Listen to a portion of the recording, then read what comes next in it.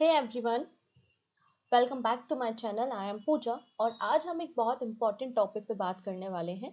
यहाँ पर हम जुलाई मंथ के कंप्लीट बैंकिंग करंट अफेयर्स पे बात करेंगे। अगर आपके कोई भी प्राइवेट बैंक्स हैं, उन्होंने कोई नई पॉलिसी लॉन्च की है, गवर्नमेंट ऑफ इंडिया ने कुछ नई स्कीम्स को लॉन्च किया है, या फिर आरबीआई का कोई सर्कुलर आया है, तो ये सारी बातें आज के सेशन में कवर की जाएंगी। तो जुलाई मंथ का एक कंप्लीट पैकेज है, कंप्लीट बैंकिंग करंट अफेयर्स है for your upcoming RBI, IBPS. ठीक है, इसके अलावा आपका नबार्ड, सेबी, सिडबी सभी एग्जाम्स के लिए ये इफेक्टिव रहेगा सेशन। ठीक है, सो वीडियो को एंड तक आपको देखना है। ओके, चलो स्टार्ट कर लेते हैं आज के सेशन को। हो सकता है सेशन थोड़ा सा लेंदी हो जाए क्योंकि नंबर ऑफ न्यूज़ बहुत ज़्यादा है। लगभग 170 के आसपास स्लाइड्स हैं जो हमें कवर करनी है, तो सेशन लेंदी हो सकता है। और जहां भी इंपॉर्टेंट होगा, जो इकोनॉमी टर्म होगी, जो समझाने की ज़रूरत होगी, वो मैं आपको समझाते हुए चलूंगी। तो आराम से बिंदास होके वीडियो स्टार्ट करते हैं और आराम से आप देखिएगा अंत तक। ठीक है, क्योंकि लोग शुरू तो करते हैं, अंत तक पहुंच नहीं पाते, और जो अंत तक पहुंच पाता है ना, वही सक्सीड होता है। ठीक है, चलो स्टार्ट कर लेते हैं। पहला है, for the first time India breaks into top 100 in global sustainable development goal ranking. हम सभी को पता है यूनाइटेड नेशन ने 2015 में सस्टेनेबल डेवलपमेंट गोल्स को डिफाइन किया था। टोटल गोल्स कितने हैं? टोटल आपको 17 गोल देखने को मिलेंगे और सभी कंट्रीज को 2030 तक इनको अचीव करने की कोशिश करनी है। तो सस्टेनेबल डेवलपमेंट रिपोर्ट पब्लिश की गई है। इसमें बताया गया है कि भारत आपको टॉप 100 में पहली बार देखने को मिलेगा। Out of 167 countries India 99th position पे आपको देखने को मिलेगा। और ये United nation sustainable development solution network का 10th एडिशन है, मतलब 10th इन्होंने सस्टेनेबल डेवलपमेंट गोल रैंकिंग को पब्लिश किया है। ठीक है, इतनी चीजें। तो इंडिया 99th पोजीशन पे है आउट ऑफ 167 कंट्रीज, और इंडिया का जो स्कोर है वो है 67। इंडिया का स्कोर कितना है? 67 आपको इंडिया का स्कोर देखने को मिलेगा। ठीक है, इंडिया की जो है वो कंटिन्यूसली प्रोग्रेस हुई है। आप देख सकते हैं 2024 में इंडिया 109 नंबर पे था और अभी इंडिया 99 पोजीशन पे है। नाउ बात करते हैं टॉप 3 कंट्रीज के बारे में जो सस्टेनेबल डेवलपमेंट गोल रैंकिंग में टॉप परफॉर्मिंग कंट्रीज हैं। तो फर्स्ट नंबर पे फिनलैंड है, फिर स्वीडन और फिर डेनमार्क आपको देखने को मिल जाएगा। और बॉटम 3 कंट्रीज कौन सी हैं? तो आप देख सकते हैं 167 पोजीशन पे साउथ सुडान है, फिर आपको सेंट्रल अफ्रीकन रिपब्लिक और चार्ट देखने को मिलेगा। तो एक तरीके से देख सकते हैं आप अफ्रीकन कॉन्टिनेंट की ये कंट्रीज हैं। अब भारत ने 3 इंपॉर्टेंट एरियाज में नोटेबल अचीवमेंट किए हैं। कौन कौन से हैं वो 3 एरियाज? पहला है एक्सेस टू इलेक्ट्रिसिटी, जो आपका गोल नंबर 7 है। Internet and mobile broadband sustainable development goal number 9 है। And reduction in under 5 and neonatal mortality इस गोल नंबर 3। ठीक, नाउ बात करते हैं ग्लोबल यूनिकॉर्न इंडेक्स 2025 के बारे में। हुरुन रिसर्च इंस्टीट्यूट के द्वारा ग्लोबल यूनिकॉर्न इंडेक्स पब्लिश किया जाता है। इसमें देखा जाता है कि सबसे ज्यादा यूनिकॉर्न कंपनीज किस कंट्री में है, कौन सी कंट्री है जिसमें नए नए स्टार्टअप्स बन रहे हैं और वो यूनिकॉर्न कंपनीज में कन्वर्ट हो रही हैं। ऐसी कोई भी कंपनी जिसकी वैल्यूएशन $1 बिलियन से ज्यादा होती है, उसे हम यूनिकॉर्न कंपनी के नाम से जानते हैं।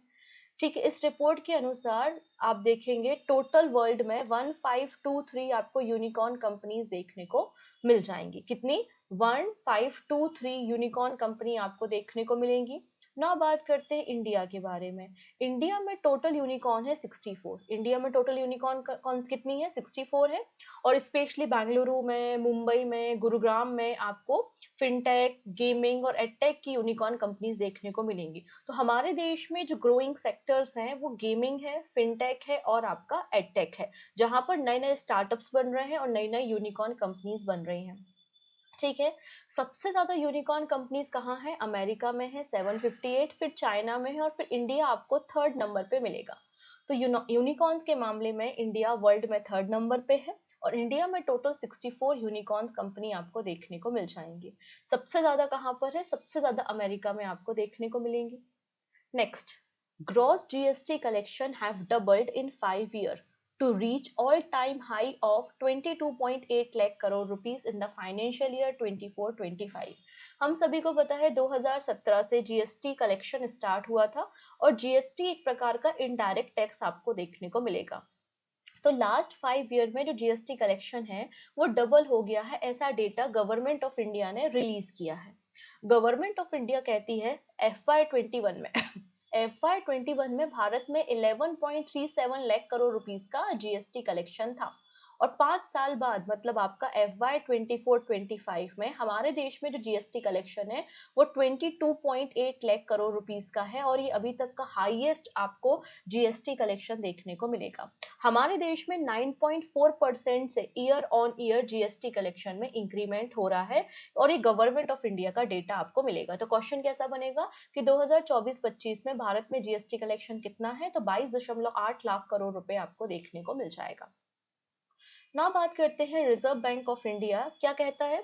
रिजर्व बैंक ऑफ इंडिया कहता है कि आपके जो भी प्रोफेशनल्स हैं अगर वो इकोनॉमी में और बैंकिंग और फाइनेंस में हिंदी भाषा में अपनी बुक को लिखते हैं, उसे प्रमोट करते हैं, तो हम आपको प्राइज देंगे। ठीक है, तो RBI launches 1.25 lakh rupees prize scheme to promote original Hindi books on economics, finance and banking. तो रिजर्व बैंक ऑफ इंडिया ने क्या कहा है, आप कोई बुक लिखिए जो ओरिजिनल हिंदी भाषा में हो और जिसके टॉपिक्स इकोनॉमिक्स, फाइनेंस या बैंकिंग हो। हम आप में से कोई भी जो इम्पोर्टेंट मतलब जो भी अच्छा राइटर होगा, ऑथर होगा, ठीक है, जो भी प्रोफेसर होगा, उनको हम यहाँ पे सिलेक्ट करेंगे और सिलेक्ट करने के बाद हम आपको 1.25 लाख रुपीस प्राइज मनी देंगे। The book must be originally written in Hindi, पहली चीज। इकोनॉमी, बैंकिंग और फाइनेंस में बुक होने चाहिए। बुक में मिनिमम 20 पेजेस तो होने ही होने चाहिए। तो ऐसे ऑथर्स को सिलेक्ट करके 1.25 lakh rupees prize money RBI के द्वारा दी जाएगी। ठीक, नाउ बात करते हैं cabinet approve ELI scheme to generate 3.5 crore jobs across India। Government of India ने recently employed linked incentive scheme को अप्रूवल दे दिया है और इस स्कीम के अंदर आने वाले समय में 3.5 करोड़ जॉब्स को क्रिएट किया जाएगा और लगभग 1 लाख करोड़ रुपए का बजट अलॉटमेंट किया है।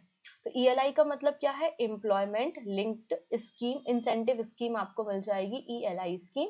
इसको रिसेंटली 1 अगस्त 2025 से 31 जुलाई 2027 मतलब 2 सालों के लिए इस स्कीम को अप्रूव किया है। स्पेशल जो मेंशन किया, स्पेशल जो फोकस होगा वो मैन्युफैक्चरिंग सेक्टर के लिए होगा और स्पेशली फॉर मैन्युफैक्चरिंग सेक्टर ये स्कीम 4 साल की है। बाकी रिमेनिंग सेक्टर्स के लिए स्कीम आपको 2 साल की 2025 से 2027 की देखने को मिलेगी। ठीक है, इसके अंदर आने वाले 2 इयर्स में 3.5 करोड़ जॉब्स को क्रिएट किया जाएगा एंड 1 लाख करोड़ रुपीस का इन्वेस्टमेंट आपको इसमें गवर्नमेंट ऑफ इंडिया का देखने को मिलेगा। अब ये जो ELI स्कीम है इसके 2 पार्ट्स है, एक एम्प्लॉयर्स के लिए है और एक एम्प्लॉय के लिए है। तो पार्ट ए और पार्ट बी को डिस्कस करते हैं। पार्ट ए है incentive to first time employ. अगर आप पहली बार जॉब करने जाते हैं, किसी कंपनी में आपका इंटरव्यू होता है, आप जॉब के लिए सिलेक्ट होते हैं, मतलब ये आपकी पहली जॉब है और आपकी जो पहली जॉब है उसके अलावा आप EPFO में रजिस्टर करते हो खुद को, तो इस केस में आपको 15,000 रुपीज यहाँ पे प्रोवाइड किए जाएंगे। ठीक है, 6 मंथ की इंस्टॉलमेंट के साथ आपको ये 15,000 रुपए मिलेंगे।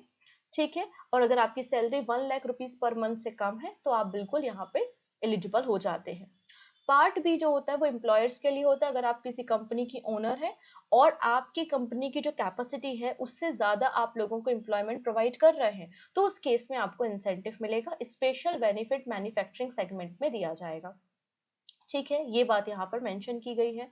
लिखा है कि आपकी अगर फर्म है और उसमें लेस देन 50 एम्प्लॉय हैं और आप 2 एम्प्लॉयज को हायर करते हो, और अगर आपकी फर्म है जिसमें मोर देन 50 एम्प्लॉय हैं और आप 5 एम्प्लॉयज को हायर करते हो, तो ऐसे केस में आपको इंसेंटिव दिया जाएगा per month up to 10,000 rupees to up to 1,000 rupees. अगर आप अप टू 10,000 रुपीज तक की जॉब है तो 1,000 रुपीज तक का आपको इंसेंटिव मिलेगा। 10,000 से 20,000 रुपए की जॉब ऑफर कर रहे हो तो 2,000 रुपए का इंसेंटिव मिलेगा और 20,000 से 1 लाख रुपए तक की अगर आप जॉब ऑफर करते हैं तो 3,000 रुपए इंसेंटिव दिया जाएगा। तो इस तरीके से ये आपको ELI स्कीम देखने को मिलेगी फॉर एम्प्लॉयर्स एंड एम्प्लॉय। ठीक, नेक्स्ट है IDFC first bank says it's NRI customer can make UPI payments.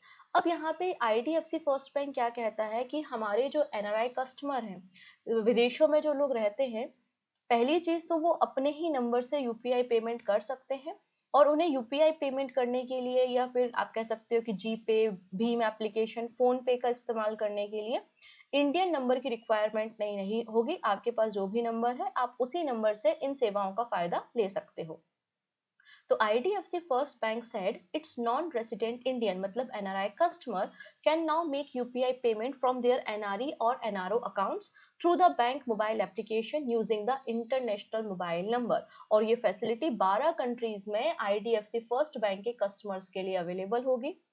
ठीक है, इसका ये मतलब है now NRI can use UPI in India with their foreign mobile number. मतलब इनको इंडियन सिम कार्ड की रिक्वायरमेंट नहीं होगी। आपके पास जो भी NRI फोन नंबर है आप उसकी मदद से ही रेंट पे कर सकते हो, मनी ट्रांसफर कर सकते हो अपने फैमिली मेंबर्स को, बिल पेमेंट कर सकते हो फोन पे, गूगल पे का इस्तेमाल करके, और आपको यहाँ पे इंडिया की सिम कार्ड की जरूरत नहीं होगी। ये बात यहाँ पर मेंशन की गई है। IDFC First Bank become one of the first private bank to fully roll out this feature। इस फीचर को अप्लाई करने वाला पहला प्राइवेट बैंक आपको मिल जाएगा IDFC फर्स्ट बैंक। नेक्स्ट है union cabinet approve 1 lakh crore rupees RDI scheme. RDI का मतलब है research development and innovation scheme. हम चाहते हैं कि हमारा जो प्राइवेट सेक्टर है, हमारे देश का जो प्राइवेट सेक्टर है उसमें नया रिसर्च हो, नया इनोवेशन हो। इसके लिए RDI scheme government of India के द्वारा स्टार्ट की गई है with 1 lakh crore rupees budget. Budget कितना है? 1 लाख करोड़ रुपए का है। इसमें क्या किया जाएगा, अगर कोई प्राइवेट सेक्टर का पर्सन है, प्राइवेट सेक्टर है, वो अलग अलग फील्ड में इनोवेशन या रिसर्च करना चाहता है, तो इनको लॉन्ग टर्म फाइनेंसिंग प्रोवाइड की जाएगी, वो भी जीरो या फिर लो इंटरेस्ट रेट पे, जिससे आप R&D कर सको, इनोवेशन कर सको इमर्जिंग टेक्नोलॉजीज में, क्योंकि हम चाहते हैं हमारे देश में नई टेक्नोलॉजी को हम अडॉप्ट करें और हम एक सेल्फ सफिशिएंट कंट्री बने। ठीक है, ये जो रिसर्च डेवलपमेंट और इनोवेशन स्कीम है ये 2 टीयर में होगी। पहले लेवल पे एक स्पेशल पर्पस फंड तैयार किया जाएगा अंडर द अनुसंधान नेशनल रिसर्च फाउंडेशन के अंदर, जो कि कस्टोडियन होगा। मतलब ये स्पेशल पर्पस जो फंड है 1 लाख करोड़ रुपए का, इसका कस्टोडियन आपको अनुसंधान नेशनल रिसर्च फाउंडेशन देखने को मिलेगा, जो इस फंड को मैनेज करेगा। सेकेंड, अगर आप बात करते हैं फंड का, जो सेकेंड है वो फंड मैनेजर है। किसी कंपनी को जो लोन चाहिए है, तो लोन के लिए अप्लाई करना है, कैसे मैनेज करना है, सारी चीजें R&D करना है, वो सब काम होगा। और जो नोडल मिनिस्ट्री या नोडल डिपार्टमेंट है वो department of science and technology आपको देखने को मिलेगा। नाउ बात करते हैं फाइनेंशियल स्टेबिलिटी रिपोर्ट फॉर जून 2025।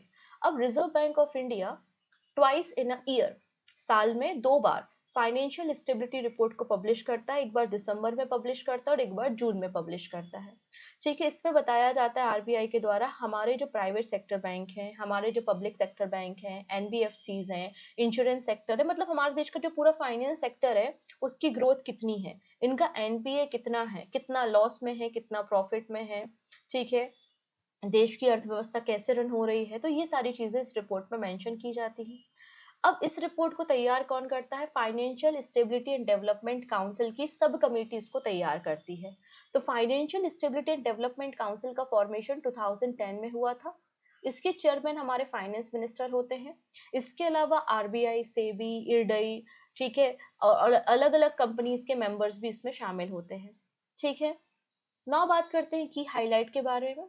इस रिपोर्ट में कहा है हमारे देश की जो मैक्रो इकोनॉमी है वो लगातार ग्रोथ हो रही है, और 6.5% FY26 के लिए हमारे देश की GDP को प्रोडक्ट किया गया है। ठीक है, फिर नेक्स्ट बात की गई है फाइनेंशियल सिस्टम के बारे में। तो हमारे देश के जो बैंकिंग और नॉन बैंकिंग सेक्टर है उनके पास सफिशिएंट अमाउंट में कैपिटल है, बफर है, और जो NPA है वो काफी लो है, लो NPA है। मतलब हमारे जो बैंक्स हैं और नॉन बैंकिंग सेक्टर है वो एक हेल्दी और प्रॉफिटेबल कंडीशन में काम कर रहे हैं, ये बात यहाँ पर मेंशन की है।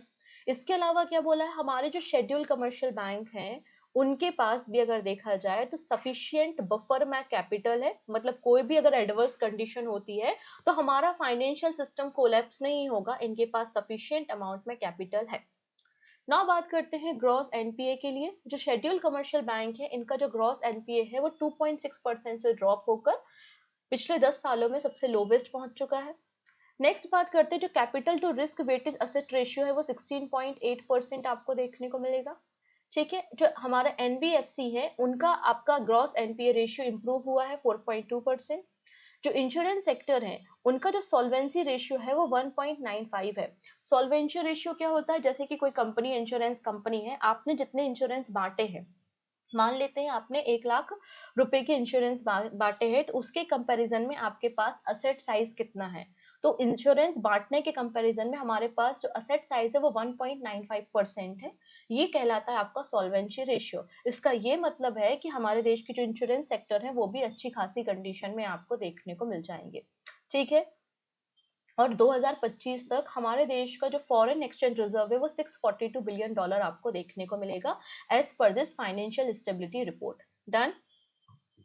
नेक्स्ट है CBDT raises cost inflation index to 376 for FY26। अब यहाँ पे हमारा जो centre board of direct tax है, CBDT जिसे बोलते हैं, तो CBDT ने हमारे देश का जो कॉस्ट इन्फ्लेशन इंडेक्स है इसको रिवाइज किया है। पहले कॉस्ट इन्फ्लेशन इंडेक्स 363 रुपीज था, मतलब 363 था, इसको बढ़ाकर कितना कर दिया है, 376 कर दिया है फॉर FY26। मतलब प्रीवियस ईयर के कंपैरिजन में 3.3% का इंक्रीमेंट आपको देखने को मिल जाएगा। इससे जो रेसिडेंट इंडिविजुअल हैं, हिंदू अनडिवाइडेड फैमिलीज हैं, जो टैक्स पेयर्स हैं, उनको फायदा होगा। तो कॉस्ट इन्फ्लेशन इंडेक्स बेसिकली क्यों कैलकुलेट किया जाता है, जब भी आप किसी प्रॉपर्टी को, असेट को बेचते हो और खरीदते हो, तब ये इन्फ्लेशन इंडेक्स यूजफुल होता है, क्योंकि हमेशा जो प्रॉपर्टी के प्राइजेस हैं वो फ्लक्चुएट होते रहते हैं। हो सकता है आपने 2012 में कोई प्रॉपर्टी खरीदी होगी और वो 1 लाख रुपए की आपको मिली होगी, लेकिन 2025 में वही प्रॉपर्टी आपकी क्या है, 5 लाख रुपए की हो चुकी है। तो ऑब्वियस सी बात है, 1 लाख से 5 लाख आपको यहाँ पे कैपिटल गेन भी हुआ है, लेकिन साथ ही साथ टाइम भी तो चेंज हुआ है। तो इसको कैलकुलेट करने के लिए, इस कैपिटल गेन को कैलकुलेट करने के लिए हमें कॉस्ट इन्फ्लेशन इंडेक्स की जरूरत होती है, और इसका बेस 100 पहले था। ठीक है। और 376, मतलब 100 से 376 आपको यहाँ पे कॉस्ट इन्फ्लेशन देखने को मिल रहा है। ठीक है। इस तरीके से इन्फ्लेशन को, असेट जब आप खरीदते बेचते हैं, कैपिटल गेन को कैलकुलेट करने के लिए कॉस्ट इन्फ्लेशन इंडेक्स की जरूरत होती है, और FY26 के लिए ये 376 आपको देखने को मिल जाएगा। नेक्स्ट है government keeps small saving rates unchange for 6 straight quarter. अगर आप लोगों ने लास्ट ईयर के भी IBPS एग्जाम्स को देखा होगा तो यहाँ से आपको क्वेश्चंस देखने को मिले थे। जुलाई 2025 से सितंबर 2025 के लिए जो स्मॉल सेविंग स्कीम्स होती हैं, जैसे कि आपका पोस्ट ऑफिस में आपने सेविंग अकाउंट ओपन किया है, आपका किसान विकास पत्र हो चुका है, PPF है, ये सभी आपकी स्मॉल सेविंग स्कीम्स कहलाती हैं। इसके लिए इंटरेस्ट रेट डिफाइन किए गए हैं। जो आपका पोस्ट ऑफिस सेविंग डिपॉजिट है उसके लिए 4% आपका इंटरेस्ट रेट है। सुकन्या समृद्धि अकाउंट के लिए 8.2% आपका इंटरेस्ट रेट है, और जो senior citizen saving certificate schemes है उसके लिए भी 8.2% इंटरेस्ट रेट आपको मिल जाएगा। जो नेशनल सेविंग सर्टिफिकेट है उसके लिए 7.7% इंटरेस्ट है। किसान विकास पत्र के लिए 7.5%, और आपका जो PPF अकाउंट होता है उसके लिए 7.1% आपको इंटरेस्ट रेट देखने को मिल जाएगा। तो ये सभी आपकी स्मॉल सेविंग सर्टिफिकेट स्कीम्स कहलाती हैं। ठीक है। पोस्ट ऑफिस और डिफरेंट बैंक्स के द्वारा इनको रन किया जाता है, तो इसके इंटरेस्ट रेट हमने देख लिए। चलिए फर्दर डिस्कशन करेंगे। अब आपके दिमाग में प्रश्न चल रहा होगा, हमने इस वीडियो को देख लिया, अब रिवाइज करना है, नोट्स बनाना है, अब क्या किया जाए। तो यहाँ पर आपके पास बैंकिंग करंट अफेयर्स की मैगजीन है। जितनी हमने बातें यहाँ पर डिस्कस कर रहे हैं वो तो है ही साथ और भी जो एक्स्ट्रा न्यूज हैं और एक्स्ट्रा MCQs हैं, वो सारी चीजें इसमें ऐड ऑन की गई हैं। तो कंप्लीट आपको जुलाई मंथ की बैंकिंग करंट अफेयर्स की मैगजीन प्लस क्वेश्चन आंसर के साथ आपको अवेलेबल है। पूजा जैन क्लासेस एप्लीकेशन पे है। प्ले स्टोर से आप एप्लीकेशन को डाउनलोड करके मैगजीन को पेड नोड वाले सेगमेंट पे जाकर के डाउनलोड कर सकते हैं। ठीक है। केवल 25 रुपए की है, प्रिंटेबल फॉर्मेट में है, प्रिंट आउट निकाला जा सकता है, और 1 साल की वैलिडिटी के साथ आपको ये मैगजीन अवेलेबल है। ठीक है। यहाँ तक का मामला सेट है। तो अगर आपके कोई भी दोस्त किसी भी बैंकिंग एग्जाम की तैयारी कर रहे हैं तो जल्दी से एक बार लिंक को शेयर कर दोगे, और पहली बार आए हो तो सब्सक्राइब कर लोगे, जिससे अपकमिंग क्लासेस के नोटिफिकेशंस मिल सके। ठीक है। देखो सेशन हो सकता है बहुत लेंदी हो, जैसा कि मैंने स्टार्टिंग में मेंशन किया, तो आप 2-3 पार्ट्स में इसको देख सकते हो, कोई भी जल्दबाजी नहीं है, लेकिन हर चीज आपको प्रॉपरली समझनी है। ठीक है। नेक्स्ट बात करते हैं हम, world bank rank India 4th most equal country globally with Gini index of 25.5। तो सबसे पहले हमें बैकग्राउंड समझना पड़ेगा कि what is the Gini index. उसके बाद ये वर्ल्ड बैंक के गिनी इंडेक्स को हम डिस्कस करेंगे। तो एक इटालियन पर्सन थे जिनका नाम है कॉर्डो गिनी। उन्होंने 1912 में 1912 में इस गिनी इंडेक्स को बताया था। गिनी इंडेक्स बताता है किस तरीके से किसी भी कंट्री में प्रॉपर्टी या फिर वेल्थ का डिस्ट्रीब्यूशन है, इनकम इनइक्वलिटी कंट्री में कितनी है, ठीक है, वेल्थ और इनकम का डिस्ट्रीब्यूशन अक्रॉस द पॉपुलेशन कितना है, ये बात गिनी इंडेक्स में बताई जाती है। गिनी इंडेक्स में जो हम स्कोरिंग करते हैं वो 0 से लेकर 100% तक या 0 से 1 तक करते हैं। ठीक है, 0 से 100% हो सकता है या 0 से 1 हो सकता है। ठीक है, 0 का मतलब है कि आपकी जो सोसाइटी है, जिस सोसाइटी में आप रहते हो, वो परफेक्टली इक्वल है। परफेक्टली इक्वल है मतलब अमीर और गरीबों के बीच का जो डिफरेंस है वो बहुत कम है। आपका जो इनकम और वेल्थ का डिस्ट्रीब्यूशन है वो प्रॉपर है। और 1 या 100% का ये मतलब होता है कि आपकी जो सोसाइटी है जहां पर आप रहते हो वहां पे वेल्थ का डिस्ट्रीब्यूशन अनइक्वल है, अमीर और गरीब के बीच का डिफरेंस बहुत बहुत ज्यादा है। इनइक्वलिटी को बताता है आपका गिनी इंडेक्स। तो आपसे अगर इंटरव्यू में कभी पूछ लिया जाए कि गिनी इंडेक्स क्या शो करता है, तो इनइक्वलिटी इनइक्वलिटी बताता है distribution of income and wealth across its population, ये बताता है गिनी इंडेक्स। तो वर्ल्ड बैंक ने गिनी इंडेक्स को पब्लिश किया है। वर्ल्ड बैंक ने अपनी एक रिपोर्ट पब्लिश की है जिसका नाम है the spring 2025 poverty and equality brief report. इसमें इंडिया वर्ल्ड में 4th नंबर पे आता है मोस्ट इक्वल सोसाइटी में। भारत का जो गिनी इंडेक्स है वो 25.5 आपको देखने को मिलेगा। वर्ल्ड बैंक की रिपोर्ट के अनुसार भारत में जो एक्सट्रीम पॉवर्टी है वो 2.3% तक ड्रॉप हुई है। आप देख सकते हैं इंडिया का स्कोर 25.5 है, जबकि आप यूके देखिए 32.4 है, चाइना 35.7 है, अमेरिका 41.8। मतलब अमेरिका में इनइक्वलिटी, वेल्थ का डिस्ट्रीब्यूशन प्रॉपर नहीं है। तो मोस्ट इक्वल सोसाइटी की रैंकिंग में भारत चौथे स्थान पर आपको देखने को मिल जाएगा as per this report. Lowest inequality कहां पर है, तो स्लोवेक रिपब्लिक में है 24.1। और सबसे अनइक्वल कंट्री 63 स्कोर के साथ आपको साउथ अफ्रीका देखने को मिलेगा, जो कि अनइक्वल है, जहां पे प्रॉपर्टी का डिस्ट्रीब्यूशन अनइक्वल आपको देखने को मिलेगा। ठीक है, यहाँ पे वर्ल्ड बैंक गिनी इंडेक्स में कंट्रीज को 5 कैटेगरीज में डिवाइड करता है। लो इक्विलिटी, मॉडरेट लो इनइक्विलिटी, हाई इनइक्विलिटी, हाईली अनइक्वल और वेरी हाई इनइक्विलिटी। तो लोवेस्ट इनइक्विलिटी में आप देखेंगे स्लोवेक रिपब्लिक है, स्लोवेनिया और बेलारूस है। भारत आपको चौथे नंबर पे मॉडरेट लो इनइक्विलिटी की कंडीशन में देखने को मिल जाएगा। और हाईली अनइक्वल या वेरी हाई इनइक्विलिटी आपको गुआना, नमीबिया, ब्राजील, जिम्बाब्वे और साउथ अफ्रीका में देखने को मिल जाएगी। अमेरिका जैसा जो देश है वो हाईली इनइक्वल कंट्रीज की कैटेगरी में आपको मिल जाएगा।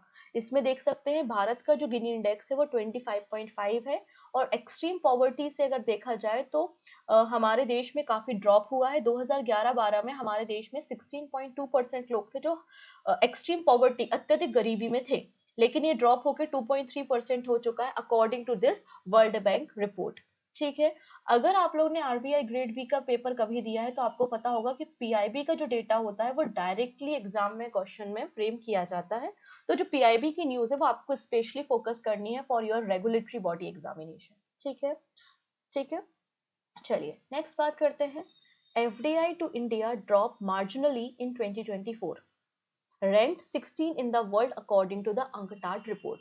अब यहाँ पे अंकटाड मतलब united nation trade and development ने अपनी लेटेस्ट वर्ल्ड इन्वेस्टमेंट रिपोर्ट को पब्लिश किया है।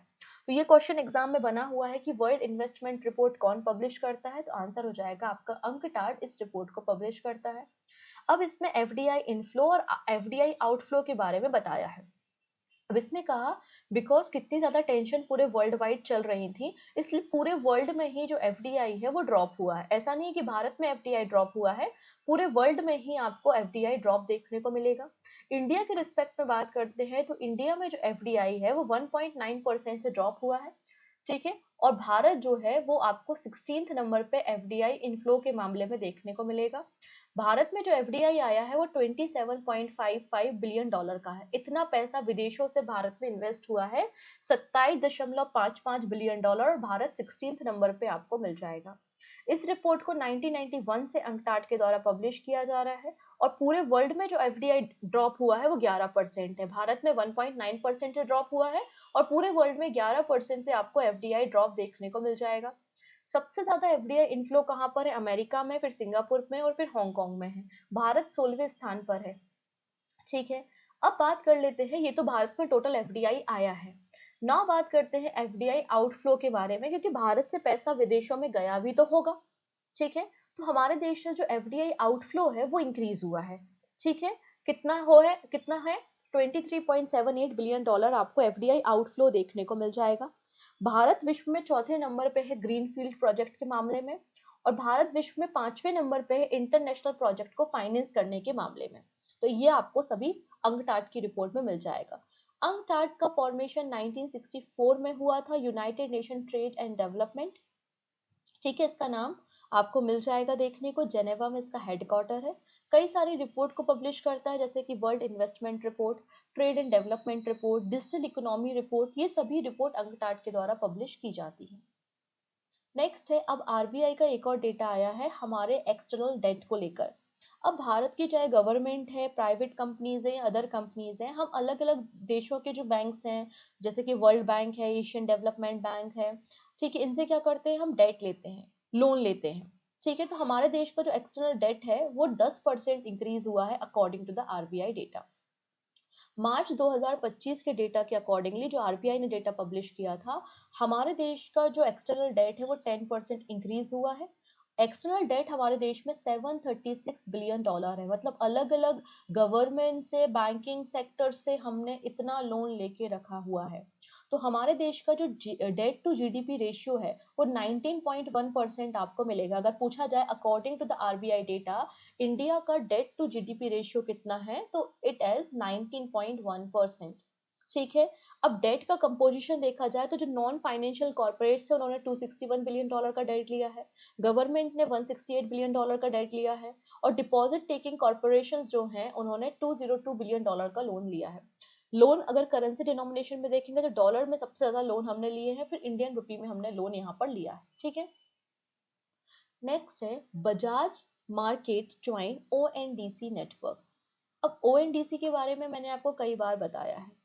ठीक है, open network for digital commerce, जैसे कि फ्लिपकार्ट, अमेजोन है, उन्हें काउंटर करने के लिए गवर्नमेंट ऑफ इंडिया ने 2021 में ONDC platform, open network for digital commerce की शुरुआत की थी। इसमें ग्रोसरी, होम डेकोर सर्विस, जो आपके एसेंशियल्स होती हैं, फूड डिलीवरी हुए, अदर प्रोडक्ट्स हैं, वो सब आपको यहाँ पर देखने को मिलेंगे। तो बजाज मार्केट ने या बजाज फिनसर्व ने ओएनडीसी नेटवर्क को ज्वाइन कर लिया है, मतलब अपनी पॉलिसीज को ये ओएनडीसी प्लेटफॉर्म से बेच सकता है। ठीक है, बजाज फिनसर्व डायरेक्ट लिमिटेड के मैनेजिंग डायरेक्टर आपको आशीष पंचाल देखने को मिलेंगे। नेक्स्ट बात करते हैं, Mashreq become first UAE bank to enter GIFT City. ठीक है, यूएई का पहला बैंक आपको देखने को मिल रहा है मैशरेक बैंक, जो कि गिफ्ट सिटी गुजरात में अपना ऑफिस बना रहा है। This make its the first UAE based bank to enter India's international finance centre, और गिफ्ट सिटी गुजरात से परमिशन दे चुके हैं और 2025 के एंड तक ये फुली ऑपरेशन में आ जाएगा। तो क्वेश्चन बनेगा कि मैशरेक बैंक किस कंट्री का बैंक है, या किस कंट्री का पहला बैंक है जो कि गुजरात गिफ्ट सिटी में अपने ऑफिस को स्टेब्लिश कर रहा है? आंसर हो जाएगा यूएई। ठीक, नेक्स्ट है Gujarat join 1 crore club of stock market investor. अब देखिएगा गुजरात, अ, अब सभी देशों, मतलब सभी स्टेट के जो लोग हैं, कहीं ना कोई पर्सन कहीं ना कहीं बैठ के स्टॉक मार्केट में इन्वेस्ट कर ही रहा होगा। सबसे ज्यादा जो स्टॉक मार्केट में इन्वेस्टर्स आपको देखने को मिलते हैं वो महाराष्ट्र से मिलते हैं, यूपी से मिलते हैं, और गुजरात ने भी यहाँ पे 1 करोड़ क्लब को ज्वाइन कर लिया है, और गुजरात तीसरे नंबर का स्टेट बन चुका है। ठीक है, so Gujarat has become the third state after Maharashtra and UP in the country to record more than 1 crore registered stock market investor, मतलब NSE में इतने रजिस्टर्ड यूजर आपको देखने को मिल जाएंगे। इन तीनों स्टेट का मिला के 36% आपको NSE में इन्वेस्टर्स देखने को मिल जाएंगे। ये बात यहाँ पर NSE नेशनल स्टॉक एक्सचेंज ने अपने रिपोर्ट में रिलीज की है। ठीक, next, the South India Bank has installed e-kiosk and e-Kanika facility at Uttara Guru Vayurappan Temple in नई दिल्ली। तो यहाँ पे आजकल डिजिटल पूजा होती है, डिजिटल आप प्रसाद ऑफर कर सकते हो। तो ये डिजिटल प्रसाद ऑफर करने के लिए, पूजा के लिए साउथ इंडियन बैंक ने ई कियोस्क और ई कनिका फैसिलिटी की शुरुआत की है। ई कियोस्क की मदद से जो भी डिवोटीज हैं वो क्यूआर कोड को स्कैन करेंगे और ऑनलाइन अपनी पूजा वगैरह बुकिंग करा सकते हैं। और ई कनिका फैसिलिटी की मदद से आप ऑनलाइन डोनेशन कर सकते हो, ऑनलाइन आप मंदिर प्रमाइसेस में डोनेशन कर सकते हैं, डिजिटल ट्रांजेक्शन कर सकते हैं। इसलिए ये साउथ इंडियन बैंक ने दिल्ली के इस टेम्पल में इस फैसिलिटी की शुरुआत की है।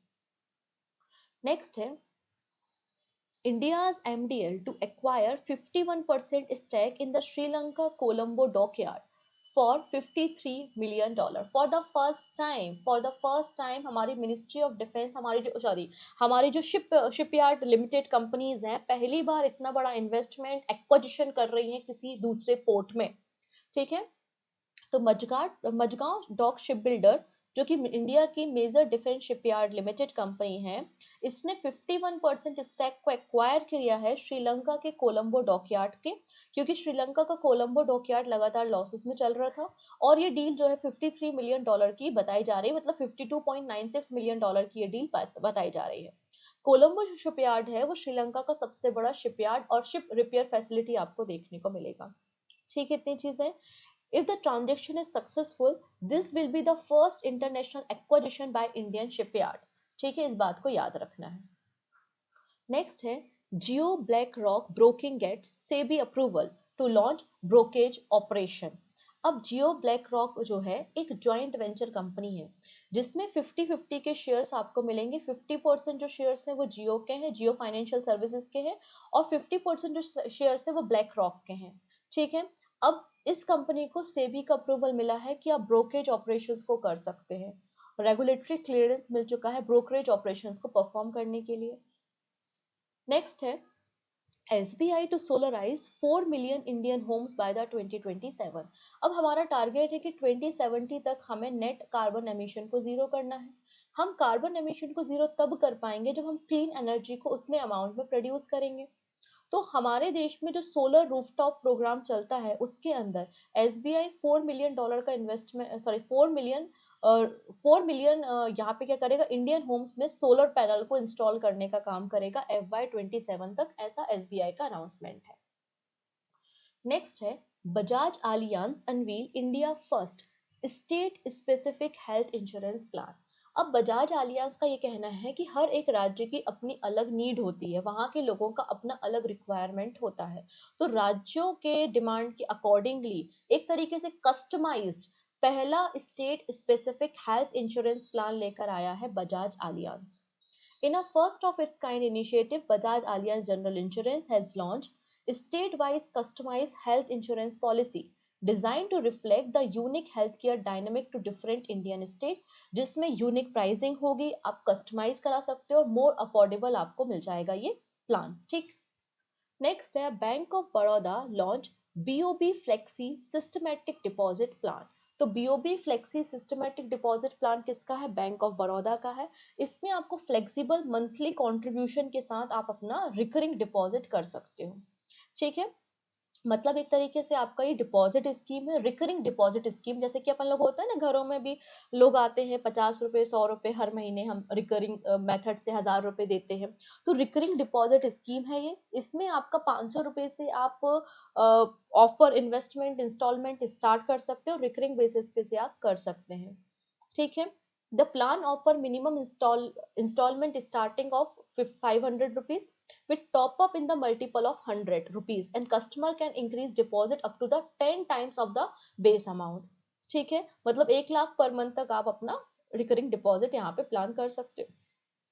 जो सीनियर सिटीजन होंगे उनको यहाँ पे अगर आप 3 करोड़ से कम का डिपॉजिट अमाउंट आपका होता है तो आपको एडिशनल यहाँ पे जो है वो इंटरेस्ट रेट में आपको कुछ डिस्काउंट वगैरह देखने को मिलेगा। BOB का फॉर्मेशन 1908 में हुआ था, बड़ौदा गुजरात में हेडक्वार्टर है और देवदत्त चंद इसके MD एंड CEO आपको मिल जाएंगे। नेक्स्ट एंड इम्पॉर्टेंट न्यूज आती है हमारे न्यू डेवलपमेंट बैंक से। Colombia and Uzbekistan join new development bank ahead of 17 BRIC summit. तो 17 ब्रिक समिट कौन होस्ट कर रहा था? हाँ जी, तो 17वें नंबर की जो ब्रिक समिट है वो रशिया ने होस्ट की। और हमारे जो इनिशियल ब्रिक्स कंट्री है जैसे कि ब्राजील, रशिया, इंडिया, चाइना और साउथ अफ्रीका, इन कंट्रीज ने मिलके ही न्यू डेवलपमेंट बैंक का फॉर्मेशन 2015 में किया था। तो यहाँ पे जो न्यू डेवलपमेंट बैंक है उसे 2 और कंट्री ने ज्वाइन किया है, कोलंबिया और उज्बेकिस्तान। और अब न्यू डेवलपमेंट बैंक में आपको टोटल 11 मेंबर देखने को मिलेंगे, जिसका हेडक्वार्टर संघाई में है और इसके प्रेसिडेंट हैं डिल्मा रूसेफ। ठीक है। तो न्यू डेवलपमेंट बैंक एक मल्टीलेटरल डेवलपमेंट बैंक है, ब्रिक्स कंट्रीज के द्वारा इसे इस्टेब्लिश किया गया था 2015 में। हेडक्वार्टर संघाई में है। रीजनल ऑफिस साउथ अफ्रीका और ब्राजील में है। Brazil, Russia, India, China, south Africa, Bangladesh, UAE, Egypt और अल्जीरिया इसके मेंबर हैं। और 2 नई कंट्री कोलंबिया और उज्बेकिस्तान ने भी न्यू डेवलपमेंट बैंक को ज्वाइन कर लिया है। नेक्स्ट बात करते हैं NITI Aayog north east region sustainable development index report. अब नीति आयोग ने जो नॉर्थ ईस्टर्न स्टेट्स हैं, ठीक है, उनके सस्टेनेबल डेवलपमेंट गोल इंडेक्स को पर रिपोर्ट बनाई है। ठीक है। इसमें मिजोरम का हंतियाल, ठीक है, मिजोरम का जो हंतियाल डिस्ट्रिक्ट है आपको टॉप पर देखने को मिल जाएगा सस्टेनेबल डेवलपमेंट गोल के मामले में। ठीक है। नीति आयोग का ये अगर आप देखेंगे north eastern state sustainable development गोल का ये सेकेंड एडिशन आपको मिलेगा। पहला एडिशन 2021 में आया था, ये सेकेंड एडिशन है। ठीक है। अब बात कर लेते हैं, इसे प्रिपेयर करने का काम नीति आयोग ने किया है और इसके लिए ministry of development of north eastern region के साथ कोलैबोरेशन किया है और इस प्रोग्राम को पूरा यूनाइटेड नेशन डेवलपमेंट प्रोग्राम का भी सपोर्ट प्रोवाइड है। इसमें जो हमारे नॉर्थ ईस्टर्न 8 राज्य हैं उनका असेसमेंट किया गया है। आसाम, मिजोरम, मणिपुर, नागालैंड, अरुणाचल प्रदेश, सिक्किम, त्रिपुरा और मेघालय। यहाँ पे आप देख सकते हैं 100 से लेकर 0 तक की स्कोरिंग यहाँ पर देखने को मिल जाएगी। नीति का मतलब होता है national institute for transforming India है। 1 जनवरी 2015 में नीति आयोग का फॉर्मेशन हुआ था। प्राइम मिनिस्टर नीति आयोग के चेयरमैन होते हैं। वाइस चेयरमैन सुमन बेरी हैं और chief executive officer VVR Subrahmanyam आपको देखने को मिल जाएंगे। ठीक है। चलिए, अब यहाँ पर एक कैरेबियन कंट्री के बारे में हम बात करते हैं। कैरेबियन सी में आपको साउथ अमेरिका के पास एक छोटा सा आइलैंड नेशन देखने को मिल रहा है जिसका नाम है त्रिदाद एंड टबैगो। ठीक है। ये पहली कैरेबियन कंट्री बन चुकी है जो कि यूपीआई भीम एप्लीकेशन के जरिए यूपीआई पेमेंट को अडॉप्ट कर रही है। मतलब इंडियन जो लोग हैं अब यूपीआई पेमेंट इंडियन रुपीज में कर सकते हैं अगर आप इस आइलैंड पे विजिट करने जाते हैं और ये पहला कैरेबियन नेशन देखने को मिलेगा। तो ये त्रिदाद और टोबैगो जो है वो 8th नंबर की कंट्री है जिसने यूपीआई को अडॉप्ट किया। इसके पहले यूएई, सिंगापुर, फ्रांस ने 2024 में, भूटान, नेपाल, श्रीलंका, मॉरिशियस आपको देखने को मिल जाएंगे। ठीक है। नेक्स्ट है India unveil AYUSH Nivesh Saarthi portal to promote investment in traditional medicine sector.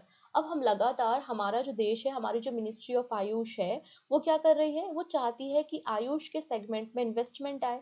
अच्छा, आयुष के सेगमेंट में इन्वेस्टमेंट कैसे आएगा? अगर मैं एक इन्वेस्टर हूँ और मुझे आयुष की किसी कंपनी में इन्वेस्टमेंट करना है तो मुझे पता होना चाहिए उस कंपनी के बारे में सारी इन्फॉर्मेशन, क्या बनाती है, किस तरीके से इम्पोर्टेंट है, यूजफुल है, ह्यूमन लाइफ में किस तरीके से इम्पैक्ट डालता है, इसका फ्यूचर कितना है, इसमें अलग अलग और कितने इन्वेस्टर्स हैं। सारी इन्फॉर्मेशन जब मेरे पास होगी तभी तो मैं किसी कंपनी में इन्वेस्टमेंट करूंगी ना। तो यही इन्फॉर्मेशन आपको एक सिंगल पोर्टल पे अवेलेबल होगी जिसका नाम है आयुष निवेश सारथी पोर्टल। तो गवर्नमेंट ऑफ इंडिया ने आयुष निवेश सारथी पोर्टल एक डिजिटल प्लेटफॉर्म को लॉन्च किया है to attract and guide investor in the AYUSH sector. Invest India की मदद के साथ मिनिस्ट्री ऑफ आयुष ने इसे तैयार किया है। इन्वेस्ट इंडिया जो है वो डीपीआईआईटी मतलब जो department for promotion of industrial internet trade के द्वारा तैयार की गई एक नॉन प्रॉफिट ऑर्गेनाइजेशन कंपनी है, 2009 में बनी थी। अब इस पोर्टल में क्या होगा, पहली चीज तो ये वन स्टॉप ऑनलाइन प्लेटफॉर्म होगा। इन्वेस्टर्स यहाँ पे गवर्नमेंट की पॉलिसी और रूल्स क्या है आयुष सेक्टर में, कौन कौन से प्रोजेक्ट इन्वेस्टमेंट के लिए अवेलेबल हैं, इंसेंटिव या बेनिफिट क्या होगा अगर आप इस पर्टिकुलर सेक्टर में इन्वेस्टमेंट करते हैं, तो ये सारी जानकारी आपको एक सिंगल पोर्टल पे अवेलेबल हो जाएगी।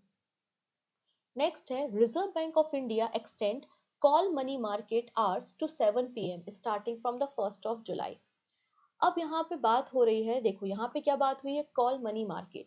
तो ये एक इंडियन मनी मार्केट का कंपोनेंट है जिसमें ओवरनाइट या शॉर्ट टर्म के लिए जो आपके फाइनेंशियल इंस्टीट्यूट मतलब आपके जो बैंक्स हैं वो फाइनेंशियल इंस्टीट्यूट को मनी उधार देते हैं, उधार लेते हैं, इस तरीके से मतलब शॉर्ट टर्म या ओवरनाइट के लिए फैसिलिटी अवेलेबल होती है। बैंक बोरो और lend money in the call market.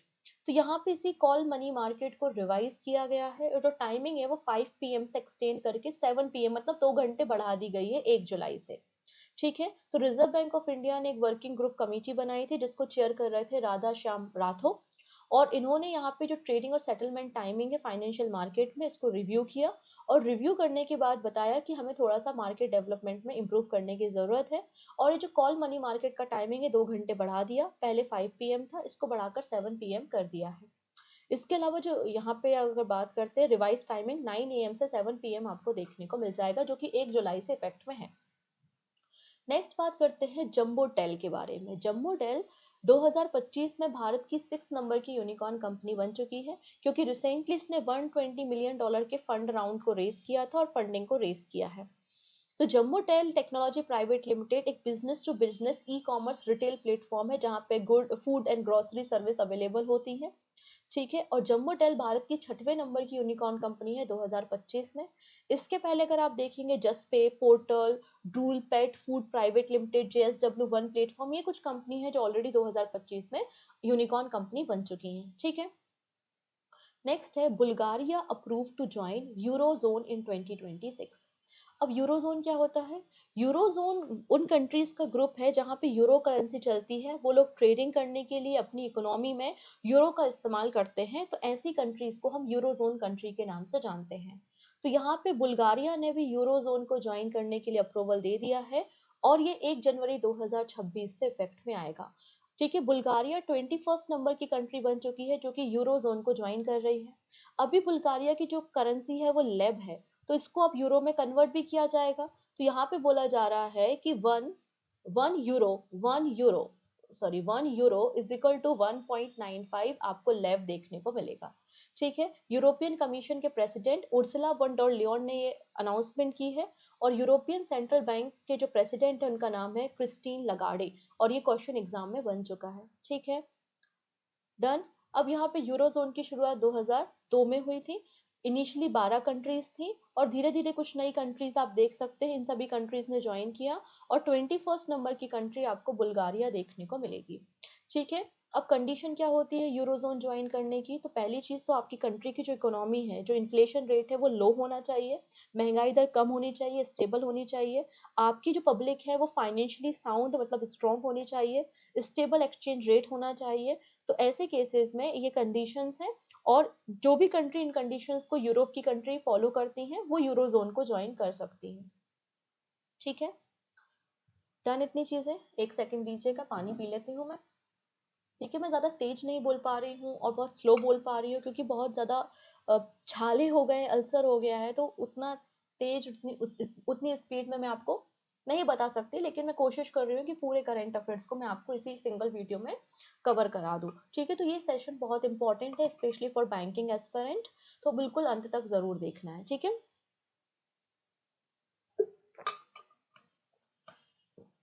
Next है big government payment to go through RBI e Kuber from the 16 July. अब यहाँ पे क्या कहा है, रिजर्व बैंक ऑफ इंडिया ने कहा है जो गवर्नमेंट ऑफ इंडिया बड़ी बड़ी पेमेंट करती है, मतलब 75 करोड़ रुपए से ज्यादा की पेमेंट है, तो उनको फास्ट ट्रांजेक्शन करने के लिए, कम से कम समय में सेटलमेंट करने के लिए 16 जुलाई से ऐसी सभी पेमेंट्स आपकी ई कुबेर प्लेटफॉर्म से होंगी। पहले ये 50 करोड़ की लिमिट थी, अभी इसको 75 करोड़ कर दिया गया है। ठीक है, तो government of India has announce that from the 16 July any payment over 75 crore rupees must be made through the RBI e Kuber platform, जिससे हम ट्रैक कर सके और रिड्यूस कर सके चेकिंग रिकॉर्ड्स को, मतलब चेकिंग कर सके रिकॉर्ड्स की, और जो डिले होता है उसको रिड्यूस किया जा सके। ठीक है, डन। पहले 500 करोड़ था और अब इसको रिड्यूस करके 75 करोड़ किया गया है, और आने वाले समय में इनकी प्लानिंग है कि इसको रिड्यूस करके 50 करोड़ कर दिया जाएगा। इससे क्या होगा, 24 आवर्स में जो भी अकाउंट डिटेल है उसको मैच करके सेटलमेंट किया जाएगा।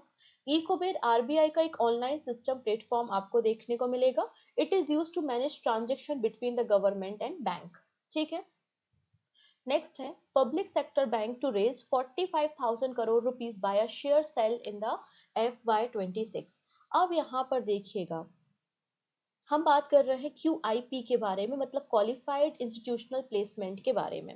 अभी क्या होता है, अब यहाँ पे जो बड़ी आपकी जो बैंक्स होते हैं, अगर बैंक्स को फंड की जरूरत होती है तो वो अपने शेयर्स को बेचते हैं, और जो बड़े बड़े इंस्टीट्यूशनल इन्वेस्टर्स हैं वो इन शेयर्स को खरीदते हैं और आपके मार्केट में पैसे को डालते हैं। इसे हम QPI मतलब क्वालिफाइड इंस्टीट्यूशनल प्लेसमेंट के नाम से जानते हैं। It is a way for banks to get money from the large institutional investor by offering them share.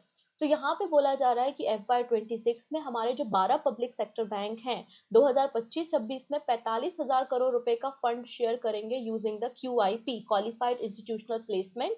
ठीक है, ये बात यहाँ पर मेंशन है, जिसमें सबसे बड़े जो शेयर्स आएंगे वो SBI के आएंगे, इसके अलावा UCO bank, bank of Maharashtra के शेयर्स भी आपको देखने को मिल जाएंगे। नेक्स्ट है नेस्ट एंड यूनिसेफ स्टार्ट तलाश for tribal youth development. Nest का मतलब क्या होता है, national education society for tribal student, और यूनिसेफ, ठीक है, इन दोनों ने मिलकर तलाश प्रोग्राम की शुरुआत की है। तलाश का मतलब है tribal aptitude life skill and self esteem hub. तो यहाँ पे जो एकलव्य रेसिडेंशियल स्कूल में जो आपके ट्राइबल बच्चे पढ़ते हैं उनके स्किल स्किल डेवलपमेंट के लिए, पर्सनल ग्रोथ के लिए और उनको एजुकेशन के सेक्टर में सपोर्ट करने के लिए तलाश प्रोग्राम की शुरुआत 28 स्टेट और 8 यूनियन टेरिटरी में की गई है। नेक्स्ट है नेशनल ओवरसीज स्कॉलरशिप स्कीम। हम बात कर रहे हैं नेशनल ओवरसीज स्कॉलरशिप स्कीम के बारे में। तो ये स्कीम जो है वो मिनिस्ट्री ऑफ सोशल जस्टिस के अंदर काम करती है, और इस स्कीम के अंदर जो मार्जिनलाइज स्टूडेंट हैं उनको जो स्कॉलरशिप दी जाती है तो एडिशनल फंड अलॉटमेंट किया गया है। ये जो सेंट्रल सेक्टर स्कीम है ये लो इनकम स्टूडेंट, जो मार्जिनलाइज कम्युनिटी के बच्चे हैं, शेड्यूल कास्ट शेड्यूल ट्राइब के बच्चे हैं, जो आपकी डीनोटिफाइड नोमेडिक और सेमी नोमेडिक ट्राइब्स के बच्चे हैं, और जो परस्यू करना चाहते हैं मास्टर डिग्री या फिर PhD डिग्री, उनको स्कॉलरशिप यहाँ पे प्रोवाइड की जाती है। इसकी nodal ministry ministry of social justice और एम्पावरमेंट आपको देखने को मिल जाएगी। हर साल यहाँ पे 125 फ्रेश कैंडिडेट को सिलेक्ट किया जाता है, और 30% यहाँ पे जो रिजर्वेशन होता है वो फीमेल स्कॉलर्स के लिए होता है। अब कंडीशन क्या होती है, कंडीशन ये होती है कि जो भी एप्लीकेंट है वो 35 से कम उम्र की होना चाहिए। अगर आप पोस्ट ग्रेजुएट करना चाहते हैं मतलब मास्टर्स करना चाहते हैं तो आपका ग्रेजुएशन होना चाहिए, लेकिन ग्रेजुएशन में मिनिमम 60% आपके नंबर होने चाहिए। ठीक है, अगर आप PhD करना चाहते हैं तो आपके पोस्ट ग्रेजुएशन में मतलब मास्टर में मिनिमम 60% परसेंटेज होना चाहिए, और आपकी जो फैमिली इनकम है वो 8 लाख रुपीज पर एनम से कम होनी चाहिए, तो आप यहाँ पे इनरोलमेंट कर सकते हैं। लेकिन आप जिस भी यूनिवर्सिटी में मतलब मास्टर्स करने के लिए, PhD करने के लिए इनरोलमेंट कर रहे हैं, वो गवर्नमेंट ऑफ इंडिया के अंदर रजिस्टर्ड आपकी यूनिवर्सिटी या कॉलेज होने चाहिए। तो इस तरीके से स्कीम आपको देखने को मिल जाएगी। नेक्स्ट है world bank and IAEA join force to boost nuclear power in developing countries. अब यहाँ पे देखिएगा जो डेवलपिंग कंट्रीज हैं, डेवलपिंग कंट्रीज को फाइनेंशियल सपोर्ट प्रोवाइड करने के लिए, फाइनेंशियल असिस्टेंट प्रोवाइड करने के लिए वर्ल्ड बैंक और IAEA के बीच में एग्रीमेंट साइन हुआ है। ठीक है, world bank group and Vienna Austria based United nation nuclear watchdog international atomic energy agency. IAE का मतलब क्या होता है, इंटरनेशनल एटॉमिक एनर्जी एजेंसी, जिसका हेडक्वार्टर आपको वियना में देखने को मिलेगा। इन्होंने वर्ल्ड बैंक के साथ एग्रीमेंट साइन किया है और ये डेवलपिंग कंट्रीज की मदद करेंगे to use the nuclear energy. ठीक है, वर्ल्ड बैंक के प्रेसिडेंट आपको अजय बंगा मिल जाएंगे, और IAEA के डायरेक्टर जनरल आपको राफेल मारियो ग्रोसी देखने को मिल जाएंगे। ठीक है, अभी यहाँ पे 31 कंट्री हैं जो करेंटली न्यूक्लियर पावर प्लांट्स को ऑपरेट कर रही हैं, और ये सभी मिलके वर्ल्ड की 9% इलेक्ट्रिसिटी को प्रोड्यूस करते हैं, और आने वाले समय में हमें और इनकी मदद करनी है। तो इसके 3 की एरिया होंगे, क्या क्या, build knowledge related to the nuclear field, extend the life span of existing nuclear power plant, already existing nuclear power plant है जिसकी for example life span 10 year है, इसको बढ़ाकर नई टेक्नोलॉजी इंटीग्रेट करके 20 ईयर करना है, तो ये सपोर्ट भी प्रोवाइड यहाँ पे किया जाएगा। वर्ल्ड बैंक का फॉर्मेशन 1944 में हुआ था, वॉशिंगटन DC में इसका हेडक्वार्टर है। नेक्स्ट है Instifi fintech secure RBI licence to operate as a payment aggregator. तो जो भी पेमेंट एग्रीगेटर के लाइसेंस दिए जाते हैं हमारे देश में, वो payment and settlement system act 2007 के अंदर दिए जाते हैं। तो पणजी गोवा बेस्ड इंस्टीफाई इंस्टीफाई को रिसेंटली सर्टिफिकेट ऑफ ऑथराइजेशन दिया गया है, मतलब फाइनल अप्रूवल दिया गया रिजर्व बैंक ऑफ इंडिया के द्वारा कि वो एज अ पेमेंट एग्रीगेटर काम कर सकता है। ठीक है, नेक्स्ट है ग्लोबल सैटेलाइट डिप्लॉयमेंट 2025। अब यहाँ पर एक डेटा पब्लिश किया गया है। ठीक है, सैटेलाइट ट्रैकिंग वेबसाइट ऑर्बिटिंग, मतलब अलग अलग देशों ने कितनी सैटेलाइट को लॉन्च किया है और कितनी सैटेलाइट ऑर्बिट में चक्कर लगा रही हैं, ये डेटा जून 2025 तक का है। इसमें बताया गया कि लगभग 12,952 12,952 सैटेलाइट जो है वो ऑर्बिटिंग कर रही हैं, मतलब चक्कर लगा रही है पृथ्वी के। और 2025 में ही 145 सैटेलाइट्स को लॉन्च किया है। इंडिया वर्ल्ड में 7th नंबर पे आता है। इंडिया ने टोटल 136 सैटेलाइट्स को लॉन्च किया है जो कि अर्थ को ऑर्बिट कर रही हैं। सबसे ज्यादा सैटेलाइट अमेरिका की हैं, फिर रशिया, चाइना, यूके की आपको देखने को मिल जाएंगी। ठीक है, नेक्स्ट है Asian infrastructure investment bank invest 1300 crore rupees in Aditya Birla capital for green infrastructure. ठीक है, अब यहाँ पे एशियन इंफ्रास्ट्रक्चर इन्वेस्टमेंट बैंक जो है वो 1300 करोड़ रुपए के जो शेयर्स है, कैसे शेयर्स, शेयर्स नहीं बोलेंगे, जो नॉन कन्वर्टेबल डिवेंचर्स हैं उनको सब्सक्राइब किया है, जिसको इशू किया है आदित्य बिरला कैपिटल ने। अभी नॉन कन्वर्टेबल डिवेंचर क्या है? एक प्रकार का डेट इंस्ट्रूमेंट होता है, ठीक है, जो किसी कंपनी के द्वारा इशू किया जाता है। तो आदित्य बिरला कैपिटल लिमिटेड ने इस नॉन कन्वर्टेबल डिवेंचर को इशू किया और मतलब हमें इतने फंड की जरूरत है, तो 1300 करोड़ रुपए किसने दिए हैं? एशियन इंफ्रास्ट्रक्चर इन्वेस्टमेंट बैंक ने दिए हैं। लेकिन ये जो है इनको आप इक्विटी शेयर में कन्वर्ट नहीं कर सकते। ऐसा नहीं कि कल को आदित्य बिरला कैपिटल ने कहा कि हम फंड अभी नहीं दे पा रहे हैं, तो एशियन इंफ्रास्ट्रक्चर इन्वेस्टमेंट बैंक बोले कि आप 1300 करोड़ रुपए मत दो, इसको शेयर में कन्वर्ट कर लो। तो ये, लेकिन ये जो नॉन कन्वर्टेबल डिवेंचर्स होते हैं ये शेयर्स में कन्वर्ट नहीं होते, एक प्रकार के डेट इंस्ट्रूमेंट होते हैं जो किसी कंपनी के द्वारा इशू किए जाते हैं। तो 1300 करोड़ रुपए के ये नॉन कन्वर्टेबल डिवेंचर इशू किए हैं आदित्य बिरला कैपिटल लिमिटेड ने। और इसको खरीदा किसने है? इसे सब्सक्राइब किया है एशियन इंफ्रास्ट्रक्चर इन्वेस्टमेंट बैंक ने, और इसका इस्तेमाल ग्रीन इंफ्रास्ट्रक्चर में आदित्य बिरला के द्वारा किया जाएगा। एशियन इंफ्रास्ट्रक्चर इन्वेस्टमेंट बैंक का फॉर्मेशन 2016 में चाइना में हुआ था। 110 मेंबर कंट्री हैं और जोई जीआई रिसेंटली प्रेसिडेंट अपॉइंट हुई हैं, इसलिए इनका नाम इंपॉर्टेंट है। नेक्स्ट है डिजिटल पेमेंट अवार्ड 24-25।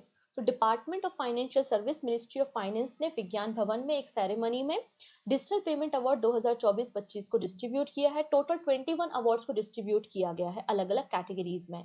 10 अवार्ड जो है वो टॉप परफॉर्मिंग बैंक्स को दिए गए हैं और 11 अवार्ड जो है वो emerging, third party application provider, digital payment acceptance infrastructure, अलग अलग कैटेगरी में है। हम कुछ इंपॉर्टेंट कैटेगरीज देख लेते हैं। सबसे पहले पब्लिक सेक्टर बैंक में सबसे टॉप नंबर पे है पीएनबी, पंजाब नेशनल बैंक है। सेकंड नंबर पे बीओबी है और थर्ड नंबर पे यूको बैंक आपको मिल जाएगा, जिसका हेडक्वार्टर कोलकाता में है। पेमेंट बैंक की कैटेगरी में फर्स्ट नंबर पे इंडिया पोस्ट पेमेंट बैंक है। फिनटेक कैटेगरी में फोन पे है। प्राइवेट सेक्टर बैंक कैटेगरी में HDFC bank, city union bank आपको मिल जाएगा। और स्मॉल फाइनेंस बैंक की कैटेगरी में इक्विटास स्मॉल फाइनेंस बैंक जो है, इसे बेस्ट डिजिटल फाइनेंशियल बैंक का अवार्ड दिया गया है। ठीक है, तो ये सभी कैटेगरी आपको याद रखनी है। नेक्स्ट बात करते हैं फीफा रैंकिंग के बारे में। सो फीफा रैंकिंग में भारत की पोजीशन, भारत की जो फुटबॉल टीम की पोजीशन है वो ड्रॉप हुई है और फीफा रैंकिंग में भारत की जो टीम है वो 133 पोजीशन पे आपको देखने को मिल जाएगी। वर्ल्ड की जो सबसे पावरफुल टीम है और हाई रैंकिंग टीम है, तो फीफा रैंक में सबसे पावरफुल जो टॉप टीम है वो अर्जेंटीना है। अर्जेंटीना के बाद स्पेन और फ्रांस की टीम आपको देखने को मिल जाएगी। अगले पर्सन है आर दोराई स्वामी। ठीक है, इन्हें नया सीईओ एंड मैनेजिंग डायरेक्टर बनाया गया है एलआईसी का। तो एलआईसी के आने वाले 3 सालों के लिए नए मैनेजिंग डायरेक्टर कौन है या सीईओ कौन है? तो आर दोराई सोमी है। और यहाँ पे इनका टेन्योर 62 ईयर्स तक रहेगा या 3 सालों तक रहेगा, जो भी पहले हो जाए। ठीक है, नेक्स्ट बात करते हैं, ये है Sanjay Kaul. Sanjay Kaul appointed CEO of gift city Gandhinagar Gujarat. तो गिफ्ट सिटी गांधीनगर गुजरात के एमडी एंड सीईओ किसे बनाया है? संजय कौल को बनाया है। ये अपॉइंटमेंट गुजरात गवर्नमेंट के द्वारा अनाउंस की है। इनका जो टेन्योर है वो 3 सालों का होगा और इन्होंने तपन रे को सक्सीड करने का काम यहाँ पर किया है। नेक्स्ट है कैबिनेट क्लियर पीएम धन निधान कृषि योजना। रिसेंटली कैबिनेट की मीटिंग हुई थी जिसको चेयर कर रहे थे प्राइम मिनिस्टर नरेंद्र मोदी, और रिसेंटली प्राइम मिनिस्टर धन निधान कृषि योजना को 6 सालों के लिए अप्रूव किया है। मतलब 2025-26 इसको अप्रूव किया है। ये 100 डिस्ट्रिक्ट में अप्लाई की जाएगी, जिसके लिए बजट 24,000 करोड़ रुपीस का है। इसके अंदर 100 डिस्ट्रिक्ट्स को सिलेक्ट किया जाएगा जहां पर हमें प्रोडक्टिविटी बढ़ाने की जरूरत है, इरिगेशन फैसिलिटी की जरूरत है, स्टोरेज फैसिलिटी की जरूरत है। तो ऐसी 100 डिस्ट्रिक्ट को पीएम धनधान कृषि योजना के अंदर फाइनेंशियल सपोर्ट प्रोवाइड किया जाएगा, क्रेडिट सपोर्ट प्रोवाइड किया जाएगा, जिससे वहां के फार्मर्स की इनकम को दुगना किया जा सके। और ये स्कीम 6 सालों के लिए है, 24,000 करोड़ रुपए के बजट के साथ है। नेक्स्ट है reserve bank of India has allowed bank to accept gold and silver. As a collateral to lend to the agriculture and MSME sector. अगर कोई व्यक्ति है जो किसानी करता है, फार्मिंग में लगा हुआ है और एमएसएमई सेक्टर में काम करता है और उसको लोन की जरूरत है, तो वो लोन लेने के लिए गोल्ड और सिल्वर एज अ कोलेट्रल रखवा सकते हैं और बैंक से लोन ले सकते हैं, ऐसा आरबीआई ने कहा है। ठीक है। Reserve bank of India has clarified that bank are allowed to take gold and silver as a security for loan giver to farmer and the MSME. This is possible even the loan amount fall under the collateral free limit. मतलब अगर collateral free limit के अंदर loan है तो भी आप रखवा सकते हो। ठीक है, अदरवाइज आप ऐसे भी डिस्ट्रीब्यूट कर सकते हो, ये बात इसमें कही गई है। नाउ बात करते हैं स्वच्छ सर्वेक्षण 2024-25 अवार्ड के बारे में।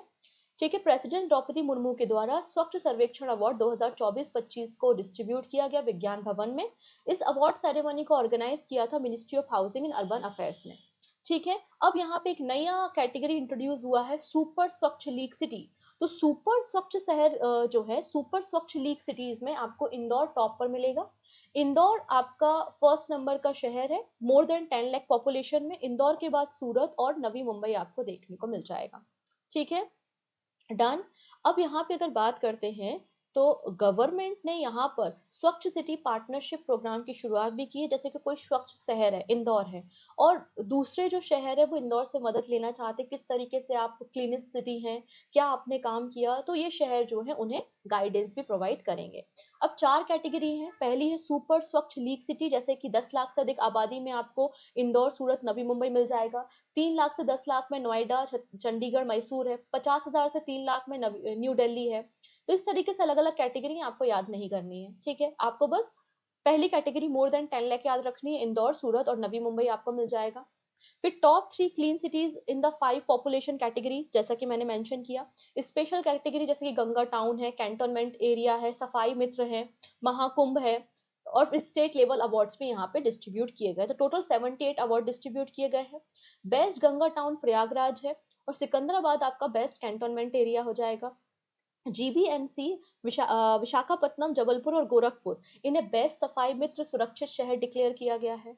अहमदाबाद आपकी क्लीनेस्ट सिटी है इन 1 मिलियन पॉपुलेशन कैटेगरी में। आप देख सकते हैं स्वच्छ शहर की 5 कैटेगरी है। मोर देन 10 लाख कैटेगरी में अहमदाबाद, भोपाल और लखनऊ है। 3 लाख से 10 लाख के बीच में आपका अलग अलग ये सिटीज देखने को मिल रही है। हमें पहली सिटी, मतलब पहली जो कैटेगरी है उसको याद रखना है, इंदौर।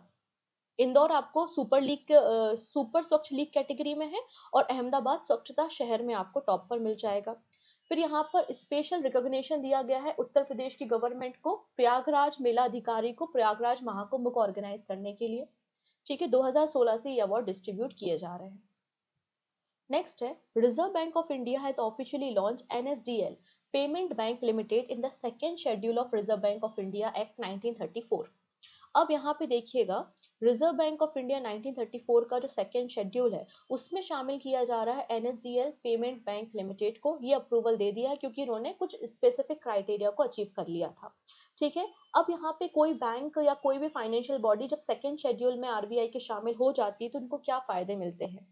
तो यहाँ पे आरबीआई का जो लिक्विडिटी एडजस्टमेंट फैसिलिटी है उसको एक्सेस कर सकता है। रेपो रेट वगैरह, अगर आपको रेपो रेट पे आरबीआई से लोन लेना है तो ये फैसिलिटी आपको यहाँ पे मिल जाएगी। Membership in the clearing house, eligibility to participate in government and central government auctions. तो इस तरीके की आपको फैसिलिटी मिलती है अगर आप सेकेंड शेड्यूल में आरबीआई के शामिल हो जाते हैं। ठीक है, यहाँ पे मैंने मेंशन किया है कि लिक्विडिटी एडजस्टमेंट फैसिलिटी क्या होती है, मतलब वही आपके रेपो रेट वगैरह होते हैं। एनएसडीएल पेमेंट सब्सिडरी है नेशनल सिक्योरिटी डिपॉजिटरी लिमिटेड की। ठीक है, 2018 में इसका फॉर्मेशन किया गया था।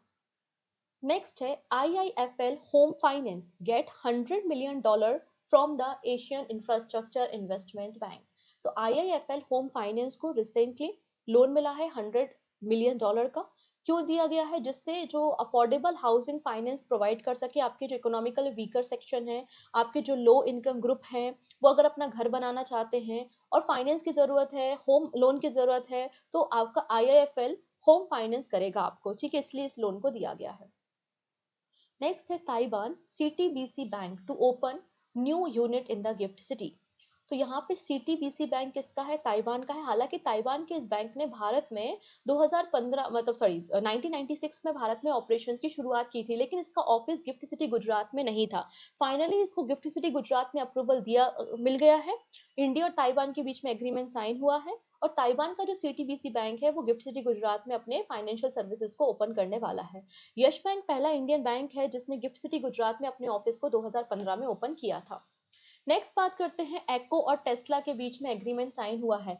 एको जो है वो टेस्ला का इंश्योरेंस पार्टनर बन चुका है इंडिया में। अब देखो टेस्ला लॉन्च हो चुकी है इंडिया में, ठीक है। इसका पहला जो शोरूम है मुंबई में आपको देखने को मिलेगा, इसका पहला जो चार्जिंग स्टेशन है वो भी आपको मुंबई में देखने को मिलेगा। अब जो लोग टेस्ला को खरीद रहे हैं और उनको फाइनेंस कराना है, इंश्योरेंस कराना है, तो उसको उसका जो इंश्योरेंस पार्टनर है वो भारत के ऑपरेशंस के लिए एको को बनाया गया है, ठीक है। और एको के ब्रांड एम्बेसडर एमएस धोनी को बनाया गया है, इस बात को भी आप याद रख सकते हैं। नेक्स्ट है, farmer CBDT chief Nitin Gupta become NFRA chief. NFRA का मतलब है national financial reporting authority. National financial reporting authority के चीफ या चेयरमैन कौन बन चुके हैं, नितिन गुप्ता बन चुके हैं। कैबिनेट कमेटी की मीटिंग हुई थी, तो अपॉइंटमेंट कमेटी ऑफ कैबिनेट ने अप्रूवल दिया है। इन्होंने रवनीत कौर को रिप्लेस करने का काम किया है। नितिन गुप्ता जो है वो फर्स्ट फुल टाइम चेयरमैन है एनएफआरए के, आफ्टर अजय भूषण पांडे, जिनका टेन्योर मार्च 2025 में खत्म हुआ था। इनका टेन्योर 3 साल का या फिर 65 साल का होगा, जो भी पहले हो जाए, ठीक है। नाउ बात करते हैं एनएफआरए के बारे में। NFRA national financial reporting authority है, जो कि एक स्टैट्यूटरी बॉडी है। 2018 में मिनिस्ट्री ऑफ कॉर्पोरेट अफेयर्स ने इसको तैयार किया था।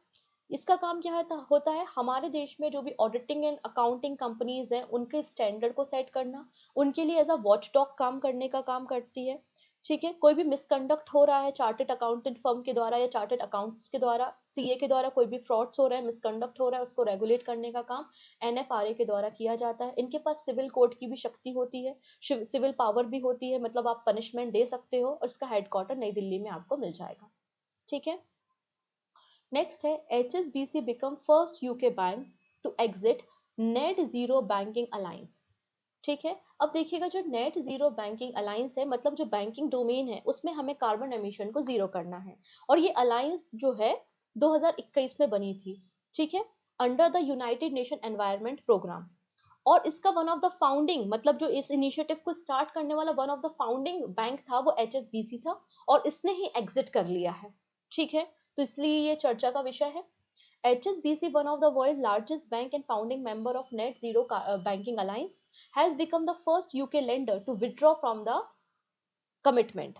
इनका टारगेट था कि नेट कार्बन एमिशन हमें जीरो करना है 2050 तक इन द बैंकिंग डोमेन, और इसने विथड्रॉ कर लिया है, ठीक है। नेक्स्ट है, Exim pay gets RBI approval for cross border payment aggregator licence. तो फिनटेक फर्म जो एक्सिम पे है, इसको भी क्रॉस बॉर्डर पेमेंट एग्रीगेटर का licence reserve bank of India ने दिया है, under the same payment and settlement system act 2007। मतलब अभी स्मॉल एंड मीडियम इंटरप्राइजेस के लिए जो क्रॉस बॉर्डर ट्रांजेक्शन होते हैं वो ट्रांजेक्शन अब सिंप्लीफाई हो जाएंगे यूजिंग द एक्सिम पे। नेक्स्ट है, government launches 1000 crore rupees Aditi scheme for MSME। अब अदिति का मतलब क्या है, assistant for deployment of energy efficient technologies in industrial establishment. Banking sector के जो भी एग्जाम्स होते हैं आपने देखा होगा, वहां पर एब्रीवेशन पूछे जाते हैं। तो इसका फुल फॉर्म क्या है, assistant for deployment of energy efficient technology in industry establishment आपको मिल जाएगा। अदिति स्कीम लॉन्च की है गवर्नमेंट ने 1000 करोड़ रुपीस के इन्वेस्टमेंट या बजट के साथ, और ये MSME सेक्टर को बूस्ट करने के लिए है। इसे इम्प्लीमेंट करने का काम ब्यूरो ऑफ एनर्जी इफिशियंसी करेगी, ठीक है। MSME सेक्टर को नया टेक्नोलॉजी इनोवेशन के लिए लोन की जरूरत है, ग्रीन टेक्नोलॉजी के लिए लोन की जरूरत है, तो आपको लो इंटरेस्ट रेट पे आपको क्या दिया जाएगा, लोन प्रोवाइड किया जाएगा। नेक्स्ट है, SEBI introduce VCF settlement scheme 2025, ठीक है। VCF का मतलब है वेंचर कैपिटल फंड। तो वेंचर कैपिटलिस्ट आपको पता है, जब कोई स्टार्टअप होता है, कोई कंपनी होती है और जो फंड देता है कंपनीज को ग्रो करने के लिए, जो बड़े बड़े आपके ऑल्टरनेटिव इन्वेस्टमेंट फंड्स होते हैं, उनके बारे में बात हो रही है। तो venture capital fund settlement scheme launch की है सेबी ने, ठीक है। इस स्कीम के अंदर एक वन टाइम विंडो होगी जो रिजॉल्व करेगी compliance issues related to the binding up और ओल्ड फंड्स। तो जो भी आपने किसी वेंचर कैपिटल ने किसी भी स्टार्टअप में अगर फंडिंग की है और उनका सेटलमेंट प्रॉपर नहीं हो पाया है, डॉक्यूमेंटेशन पूरे नहीं है, कुछ कंप्लाइंस है, तो उसको सॉल्व करने के लिए यहाँ पे बीसीएफ सेटलमेंट स्कीम की शुरुआत की है। ये आपकी 21 जुलाई 2025 से 19 जनवरी 2026 तक की होगी। It aim to protect the interest of investor whose fund are stuck in the long pending scheme, ये इसका पर्पस है। ठीक है, ये पहले केवल ऑल्टरनेटिव फंड स्कीम के लिए था, लेकिन अब इसको वीसी के भी लिए लाया गया है। ठीक है, नेक्स्ट बात करते हैं नीरज गंभीर के बारे में।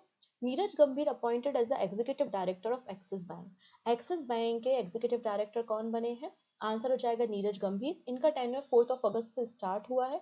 इसके पहले ये सेबी एडवाइजरी कमेटी और म्यूचुअल फंड में काम कर रहे थे। ठीक है, एक्सिस बैंक का फॉर्मेशन 1993 में हुआ है, मुंबई में इसका हेडक्वार्टर है। चलिए, अब वर्ल्ड बैंक की एक और रिपोर्ट पे हम चर्चा कर लेते हैं। 35% of bank account holder in India had inactive account in 2021। तो यहाँ पे वर्ल्ड बैंक ने ग्लोबल फिंडेक्स 2025 रिपोर्ट को पब्लिश किया है। इसमें बताया है कि भारत में total number of inactive accounts कितने हैं। इसमें बताया है कि भारत में 35% बैंक अकाउंट्स ऐसे हैं जो इनएक्टिव हैं इन 2021। ठीक है, तो आप देख सकते हैं हाई शेयर आपको इनएक्टिविटी का भारत में देखने को मिल जाता है। ठीक है, हाई शेयर आपको भारत में देखने को मिलेगा जो अकाउंट इनएक्टिव है। अब इन 35% में से 42% अकाउंट जो है वो महिलाओं के हैं और 30% जो है आपको मेंस के इनएक्टिव अकाउंट्स आपको देखने को मिलेंगे। अब इनएक्टिव होने का रीजन क्या है? क्योंकि भारत सरकार ने एक योजना चलाई थी, जनधन योजना। इसके अंदर रूरल एरिया में, रिमोट एरिया में जो भी लोग रहते हैं उनके बैंक अकाउंट्स को ओपन किया था। आपने बैंक अकाउंट्स को तो ओपन कर दिया, लेकिन उसमें कोई भी ट्रांजेक्शन नहीं हुआ, तो आपके वो इनएक्टिव अकाउंट्स हो गए, राइट? ये बात यहाँ पर मेंशन की गई है। ठीक है, फिर कॉम्पिटिटिव इनसाइट देखते हैं। अगर डेवलपिंग इकोनॉमीज की बात करें तो 9% of adult had inactive accounts. तो पूरे विश्व में 9% ऐसे एडल्ट हैं जिनके पास इनएक्टिव अकाउंट्स है। ठीक है, अकाउंट इनएक्टिविटी जो है वो डिक्रीज हुई है। 2017 में 70% थी, 2021 में 12% हो चुकी है। ये बात यहाँ पर मेंशन की गई है। तो वर्ल्ड बैंक की आपको ये रिपोर्ट देखने को मिल रही है। नेक्स्ट है, government brings 9 carat gold under the mandatory hallmarking.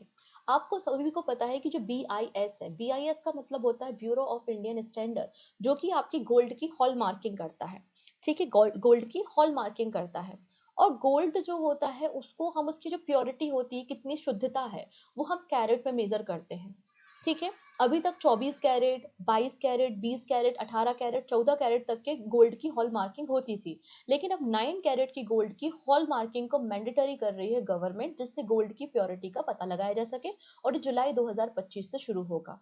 Hall marking को गवर्न करने का काम BIS एक्ट 2016 के अंदर होता है, कि इंश्योर करती है क्वालिटी ऑफ गोल्ड और प्रोटेक्ट करती है कंज्यूमर के इंटरेस्ट को। गोल्ड की प्योरिटी हम कैरेट में मेजर करते हैं। 24 कैरेट का मतलब होता है कि इसमें कोई भी एक्स्ट्रा मेटल एड ऑन नहीं किया है, 100% प्योर गोल्ड है। लेकिन प्योर गोल्ड जो होता है वो बहुत ज्यादा सॉफ्ट होता है, इसके ऑर्नामेंट्स, उसकी ज्वेलरीज नहीं बनाई जा सकती। इसलिए हम 24 कैरेट गोल्ड में क्या करते हैं, दूसरे मेटल्स को मिलाते हैं।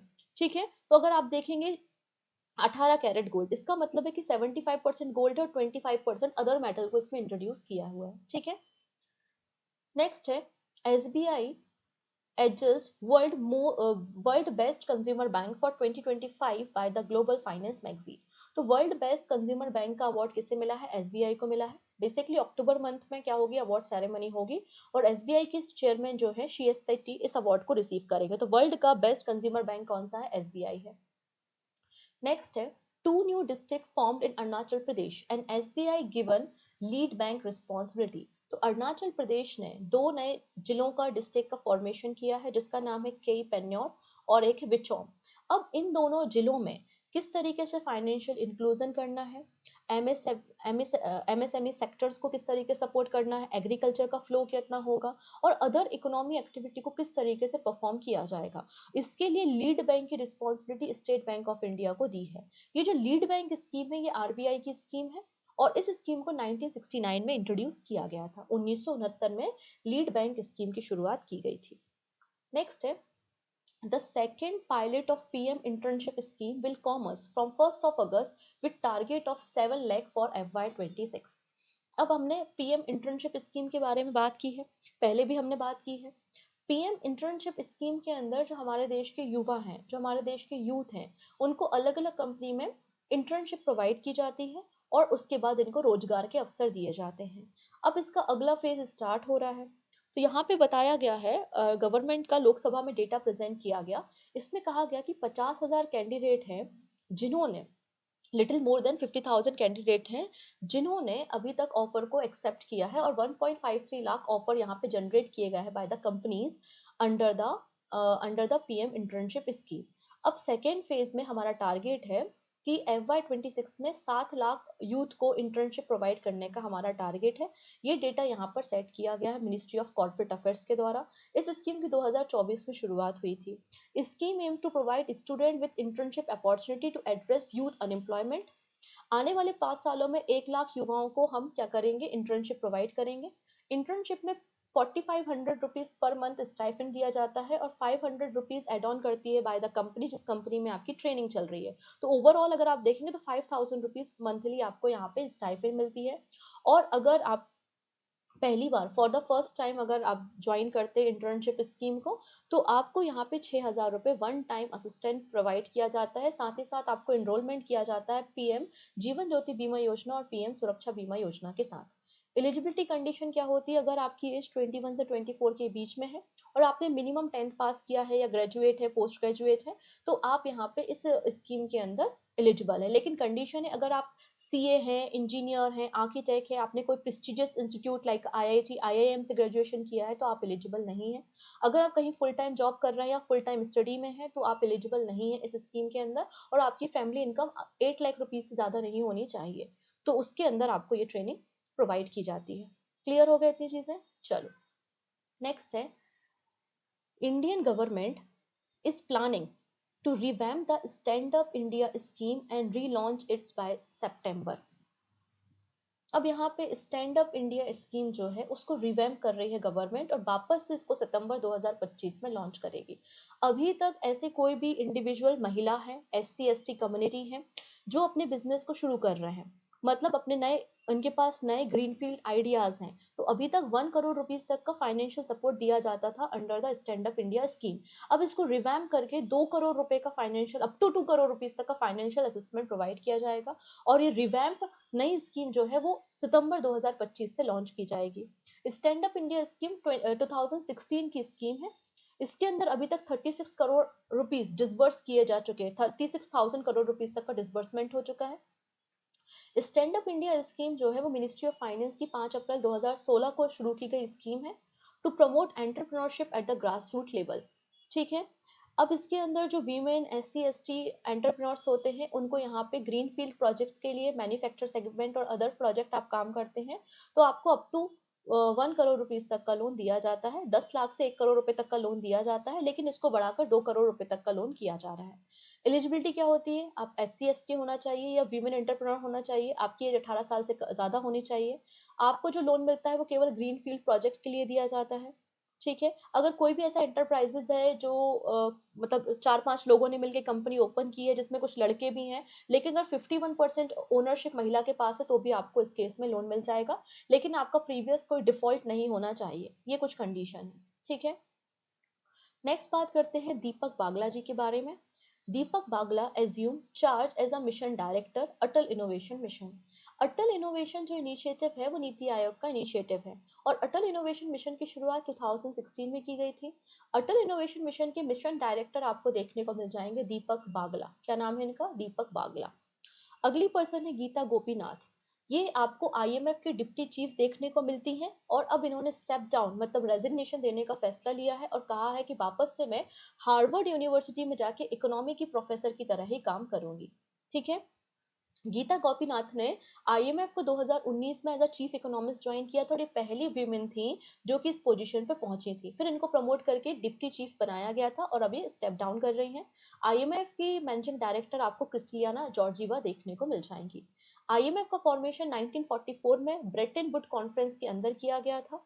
ठीक है। यहाँ पे जो भी मेंबर कंट्रीज होती हैं, बैलेंस ऑफ पेमेंट क्राइसिस को सॉल्व करने का काम IMF के द्वारा किया जाता है। 190 मेंबर कंट्रीज आपको IMF में देखने को मिल जाएंगी। नेक्स्ट है Bima Sakhi scheme enrol over 2 lakh womens. अब बीमा सखी योजना के बारे में हमने पहले भी बात की है। बीमा सखी योजना दिसंबर 2024 की स्कीम है। इसके अलावा इसके अंतर्गत जो रूरल वीमेंस होती हैं, महिलाएं होती हैं, उनको किस तरीके से इंश्योरेंस बेचना है वो ट्रेनिंग प्रोवाइड की जाती बाय द LIC, और उनको फिर मंथली स्टाइफेंड दी जाती है, और उनमें से कुछ महिलाओं को सिलेक्ट करके परमानेंट रोजगार दिया जाता है LIC में। तो इस तरीके से स्कीम रन होती है, राइट।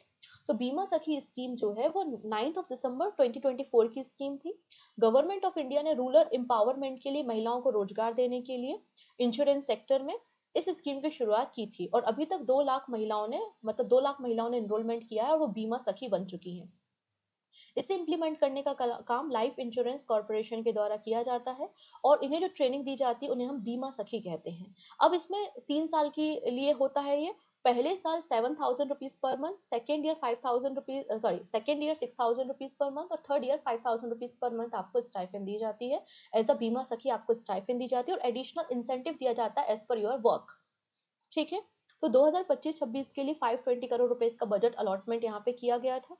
ठीक है। और यहाँ पे ट्रेनिंग हो जाने के बाद LIC अप्रेंटिसशिप डेवलपमेंट ऑफिसर की पोजीशन भी आपको ऑफर की जाती है। नेक्स्ट है centre add 7 new product on e NAM platform. E NAM platform की शुरुआत 2016 में हुई थी। अब सभी लोग तो मंडी तक नहीं पहुंच पाते, और मंडी तक अगर आप नहीं पहुंच पा रहे हैं या आपके एरिया में मंडी नहीं है, तो आप ऐसे प्रोडक्ट्स को आपके फेयर वैल्यू के लिए ई नाम पोर्टल पे भी बेच सकते हो, जिससे मार्केट की इफिशियंसी बढ़ेगी, फार्मर की इनकम बढ़ेगी थ्रू द टेक्नोलॉजी। और ये ई नाम पोर्टल सभी मंडीज को कनेक्ट करता है। 2016 में इसको शुरू किया गया था। रिसेंटली 7 प्रोडक्ट्स को ई नाम पोर्टल में एड ऑन किया गया है, जैसे कि मर्चा राइस है, ठीक है, कतरनी राइस है, फिर आपका शाही लीची है, मगही पान है, बनारसी पान है, शुगर केन है, इन सभी प्रोडक्ट को एड ऑन किया है। और ई नाम पोर्टल पे टोटल जो प्रोडक्ट हो चुके हैं ऑनलाइन ट्रेडिंग के लिए वो 238 प्रोडक्ट्स हो चुके हैं। ठीक है। नाउ बात करते हैं हेनले पासपोर्ट इंडेक्स के बारे में। ठीक है। हेनले पासपोर्ट इंडेक्स जो है वो इंटरनेशनल एयर ट्रांसपोर्ट एसोसिएशन के डाटा का इस्तेमाल करते हुए इस रिपोर्ट को तैयार किया जाता है। हेनले पासपोर्ट इंडेक्स बताता है कि वर्ल्ड का सबसे पावरफुल एयर पासपोर्ट कौन सा है। ठीक है। हेनले पासपोर्ट इंडेक्स क्या बताता है कि वर्ल्ड का सबसे पावरफुल पासपोर्ट कौन सा है। इसमें आप देख सकते हैं कि वर्ल्ड का सबसे पावरफुल जो पासपोर्ट है वो सिंगापुर का है। सिंगापुर के पासपोर्ट होल्डर को 193 कंट्रीज में वीजा फ्री एक्सेस है। सिंगापुर के बाद जापान, साउथ कोरिया आपको देखने को मिल जाएगा सेकेंड नंबर पे, और थर्ड नंबर पे आपको यूरोपियन कंट्रीज देखने को मिलेंगी। इंडिया की बात करते हैं तो इंडिया का जो हेनले पासपोर्ट रैंकिंग है वो 77 है, और जो आपका इंडिया के पासपोर्ट होल्डर्स है वो 59 कंट्रीज में वीजा फ्री एक्सेस कर सकते हैं। इंडिया की जो पोजीशन है वो सेनेगल, आइवरी कोस्ट और बुर्किना फैसो के द्वारा शेयर की जा रही है। नाउ बात करते हैं बॉटम कंट्री कौन सी है। आपको देखने को मिलेगा अफगानिस्तान। अफगानिस्तान की रैंकिंग 99 नंबर पे है, और अफगानिस्तान के पासपोर्ट होल्डर को केवल 25 कंट्रीज में ही वीजा फ्री एक्सेस आपको मिल जाएगा। ठीक है। नेक्स्ट है Odisha, Karnataka, Telangana and Tamil Nadu have nearly double their per capita income. ठीक है, 1 सेकेंड, एक बार मैं चेक कर लूँ। Just give me a second. हाँ जी, कई बार जब 1 घंटे से ऊपर की रिकॉर्डिंग होती है ना, तो रिकॉर्डिंग बंद हो जाती है, दैट्स व्हाई। चलो नेक्स्ट बात करते हैं। Odisha, Karnataka, Telangana and Tamil Nadu have nearly double their per capita income between 2015 to 2025। तो रिसेंटली यहाँ पे मिनिस्ट्री ऑफ फाइनेंस ने लोकसभा में डेटा को प्रेजेंट किया, और कहा है कि हमारे देश के जो लोग हैं उनकी पर कैपिटा इनकम इंक्रीज हो रही है। कर्नाटका जो है उसकी हाईएस्ट आपको पर कैपिटा इनकम कंट्री में देखने को मिल जाएगी, और 2 लाख के थ्रेशोल्ड को पार कर चुकी है। मतलब यहाँ पे कर्नाटका राज्य में जो पर कैपिटा इनकम है, हर व्यक्ति जो इंडिविजुअल कमाता है वो 2 लाख रुपए से ज्यादा है। ठीक है, ये बात यहाँ पर मेंशन की गई है। ठीक है। अब यहाँ पे आइए कुछ बातें हम डिस्कस कर लेते हैं। नेशनली इंडिया का जो per capita net national income है 2024-25 में, नेशनल लेवल पे बात कर रही हूँ, वो आपको 1,14,000 देखने को मिलेगा, जो कि 57% इंक्रीज हुआ है। नाउ बात करते हैं सबसे ज्यादा जो आपको पर कैपिटा इनकम देखने को मिलेगी वो कर्नाटका में, और उसके बाद तमिलनाडु में देखने को मिल जाएगी। नाउ बात करते हैं in the decadal growth in the terms of percentage. तो in the terms of percentage जो डिकेडल ग्रोथ है वो सबसे ज्यादा उड़ीसा में हुई है 96.7%।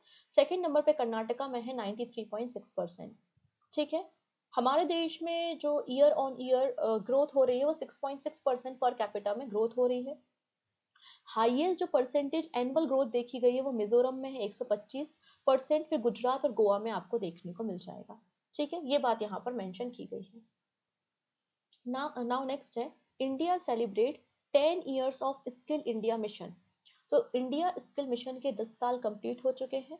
2015 में इस मिशन की शुरुआत हुई थी by the ministry of skill development and entrepreneurship. इसके अंदर क्या किया जाता है, स्किल इंडिया मिशन के अंदर जो नेशनल स्किल क्वालिफिकेशन फ्रेमवर्क है उसके अंदर अलग अलग इंडस्ट्री की डिमांड के अकॉर्डिंगली ट्रेनिंग प्रोवाइड करने का काम किया जाता है। इसके अंदर कई सारी स्कीम चलती है, जैसे कि प्रधानमंत्री कौशल विकास योजना, जो कि शॉर्ट टर्म ट्रेनिंग आपको प्रोवाइड करता है, AI 5G cloud computing drone technology में आपको ट्रेनिंग प्रोवाइड करता है। ठीक है, कोई भी इंडिविजुअल जिसकी एज 15 से लेकर 59 के बीच में है वो प्रधानमंत्री कौशल विकास योजना के अंदर ट्रेनिंग ले सकता है। फिर प्रधानमंत्री नेशनल अप्रेंटिसशिप प्रमोशन स्कीम भी इसके अंदर चलती है। इसमें स्टाइफन दी जाती है और AI robotics blockchain green energy में ट्रेनिंग दी जाती है। अगर आपकी एज 14 से 35 साल के बीच में तो आप इसमें एनरोलमेंट कर सकते हो। तो ये सभी इसके अंदर चलती है। स्किल इंडिया के अंदर चलने वाली ये स्कीम्स है, क्योंकि वो एक अम्ब्रेला स्कीम है, 2015 में शुरू की गई थी।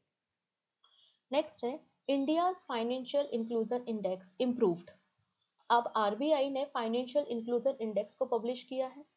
बेसिकली इंडेक्स बताता है कि हमारे देश में फाइनेंशियल इंक्लूजन कितना है, मतलब हमारे देश में जो बैंकिंग फैसिलिटी है, क्या रिमोट एरिया में, रूरल एरिया में हर एक व्यक्ति तक रिमोट एरिया में बैंकिंग फैसिलिटी पहुंच रही है, क्या वो व्यक्ति इन बैंकिंग फैसिलिटी को यूज कर पा रहा है, एक्सेस कर पा रहा है, और क्वालिटी क्या है इन फाइनेंशियल सर्विसेज की। इसमें 0 से लेकर 100 तक स्कोरिंग की जाती है। 0 का मतलब है कि कंप्लीटली एक्सक्लूजन, मतलब बिल्कुल भी फाइनेंशियल फैसिलिटी इंक्लूजन हमारे देश में नहीं है, और 100 का मतलब है कंप्लीटली इंक्लूजन, मतलब सभी व्यक्ति के पास फाइनेंशियल फैसिलिटी है।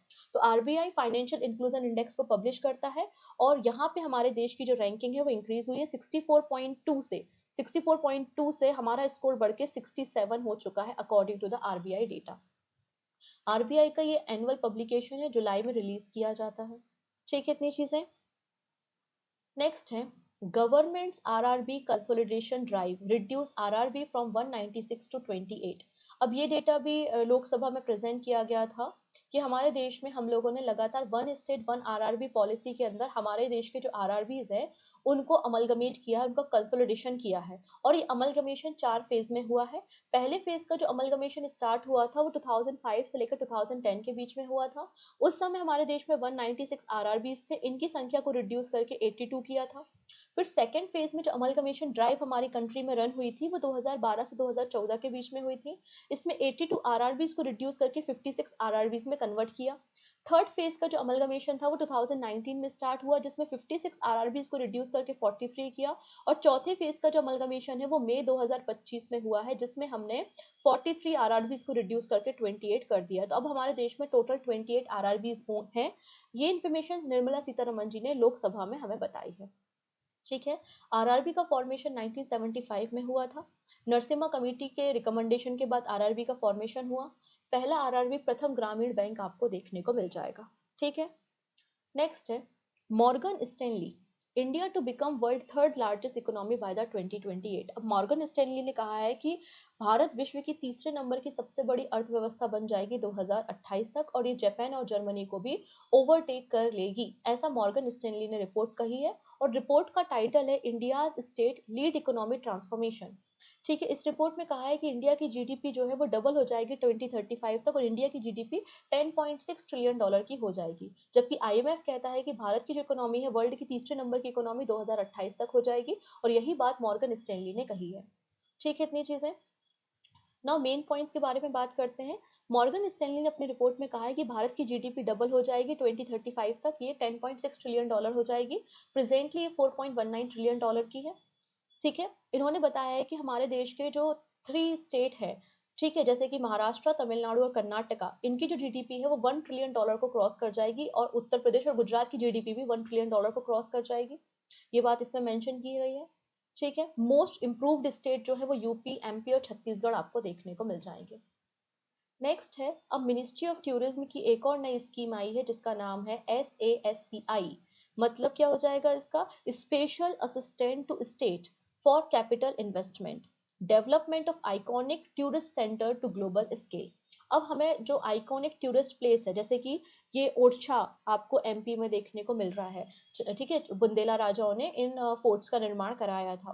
तो ऐसे आइकॉनिक प्लेस को हम सिलेक्ट करेंगे और इनको इंटरनेशनल फैसिलिटी के साथ डेवलप करेंगे। ठीक है, मिनिस्ट्री ऑफ टूरिज्म ने इस स्कीम को घोषणा की है। ठीक है, अब इसके अंदर जो फाइनेंशियल सपोर्ट है वो मतलब ये स्कीम जो है 31 मार्च 2026 तक आपको देखने को मिल जाएगी। ठीक, नेक्स्ट बात करते हैं इरडई। इरडई का मतलब होता है insurance regulatory and development authority of India. ठीक है, इरडई एक हमारे देश की रेगुलेटरी बॉडी है।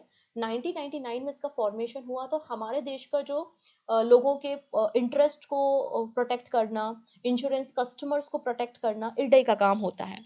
और इरडई के नए आपको चीफ मिल जाएंगे, चेयरमैन मिल जाएंगे अजय सेठ, जो कि फॉर्मर फाइनेंस और इकोनॉमी अफेयर्स सेक्रेटरी रह चुके हैं। इनका टेन्योर 3 साल या फिर 65 ईयर्स के लिए होगा, जो भी पहले हो जाए। तो इरडई के चीफ कौन है? अजय सेठ आपको मिल जाएंगे। नाउ बात करते हैं एसोचैम के बारे में। एसोचैम का मतलब होता है associated chamber of commerce and industry of India. 1920 में नई दिल्ली में एसोचैम का फॉर्मेशन किया गया था। इसके प्रेसिडेंट बनाए गए हैं निर्मल के मिंदा। ठीक है, निर्मल के मिंदा को एसोचैम का प्रेसिडेंट बनाया गया है। वहीं अमिताभ चौधरी को वाइस प्रेसिडेंट बनाया गया है एसोचैम का। ठीक, नेक्स्ट है India achieve 6 crore sickle cell anaemia screening under the national mission. अब हमारे देश में जो national sickle cell anaemia mission है, इसकी शुरुआत 2023 में एमपी के शहडोल से हुई थी। एमपी से इसलिए हुई थी क्योंकि एमपी में सबसे ज्यादा ट्राइबल कम्युनिटी है, और जो सिकल सेल एनीमिया है वो सबसे ज्यादा ट्राइबल कम्युनिटी में देखा जाता है। तो 2023 में शहडोल एमपी से इसकी शुरुआत हुई थी। और इसमें बताया है कि जो national sickle cell anaemia sickle cell anaemia elimination mission है, इसके अंदर 6 करोड़ लोगों की स्क्रीनिंग की गई है, लोगों को डायग्नोसिस किया गया है और इस जेनेटिक डिसऑर्डर का पता लगाया गया है। और 2047 तक का हमारा टारगेट है कि हम भारत से सिकल सेल एनीमिया को एलिमिनेट कर देंगे।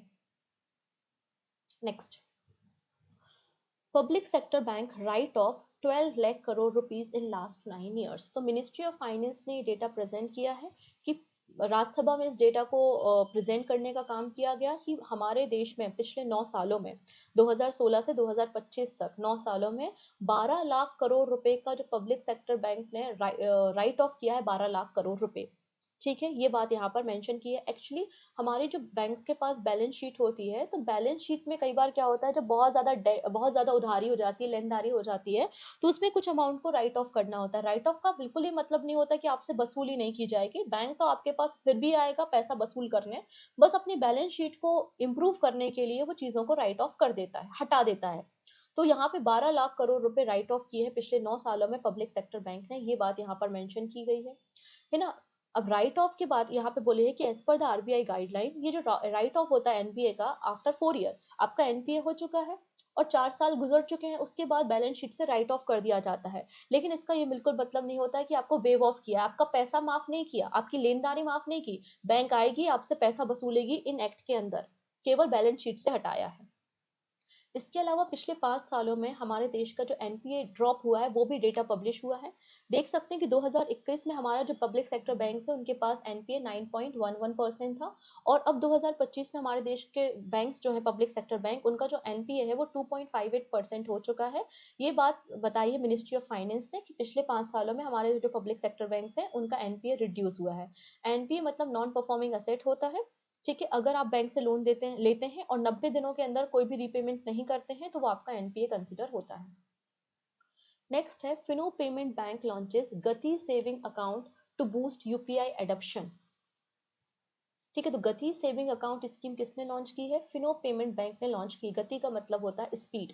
तो अलग अलग इंडियन लैंग्वेजेस में आपको यूपीआई ट्रांजेक्शन और यूपीआई ट्रांजेक्शन पेनिट्रेशन को अर्बन एरिया, रूरल एरिया और सेमी अर्बन एरियाज में बढ़ाने के लिए यहाँ पर स्पेशली कहाँ पर, वेस्ट बंगाल में फिनो पेमेंट बैंक ने गति सेविंग अकाउंट की शुरुआत की है। इसमें आपका जीरो बैलेंस अकाउंट आप खोल सकते हैं, आपका ई केवाईसी हो जाएगा।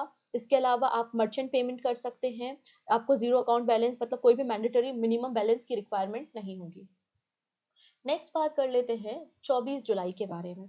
24 जुलाई को हम लोगों ने इनकम टैक्स डे मनाया, और ये हमारा 166 नंबर का इनकम टैक्स डे था, सेलिब्रेशन था। इस ओकेशन पे इनकम टैक्स डिपार्टमेंट को एक नया मैस्कॉट या शुभांकर मिला है।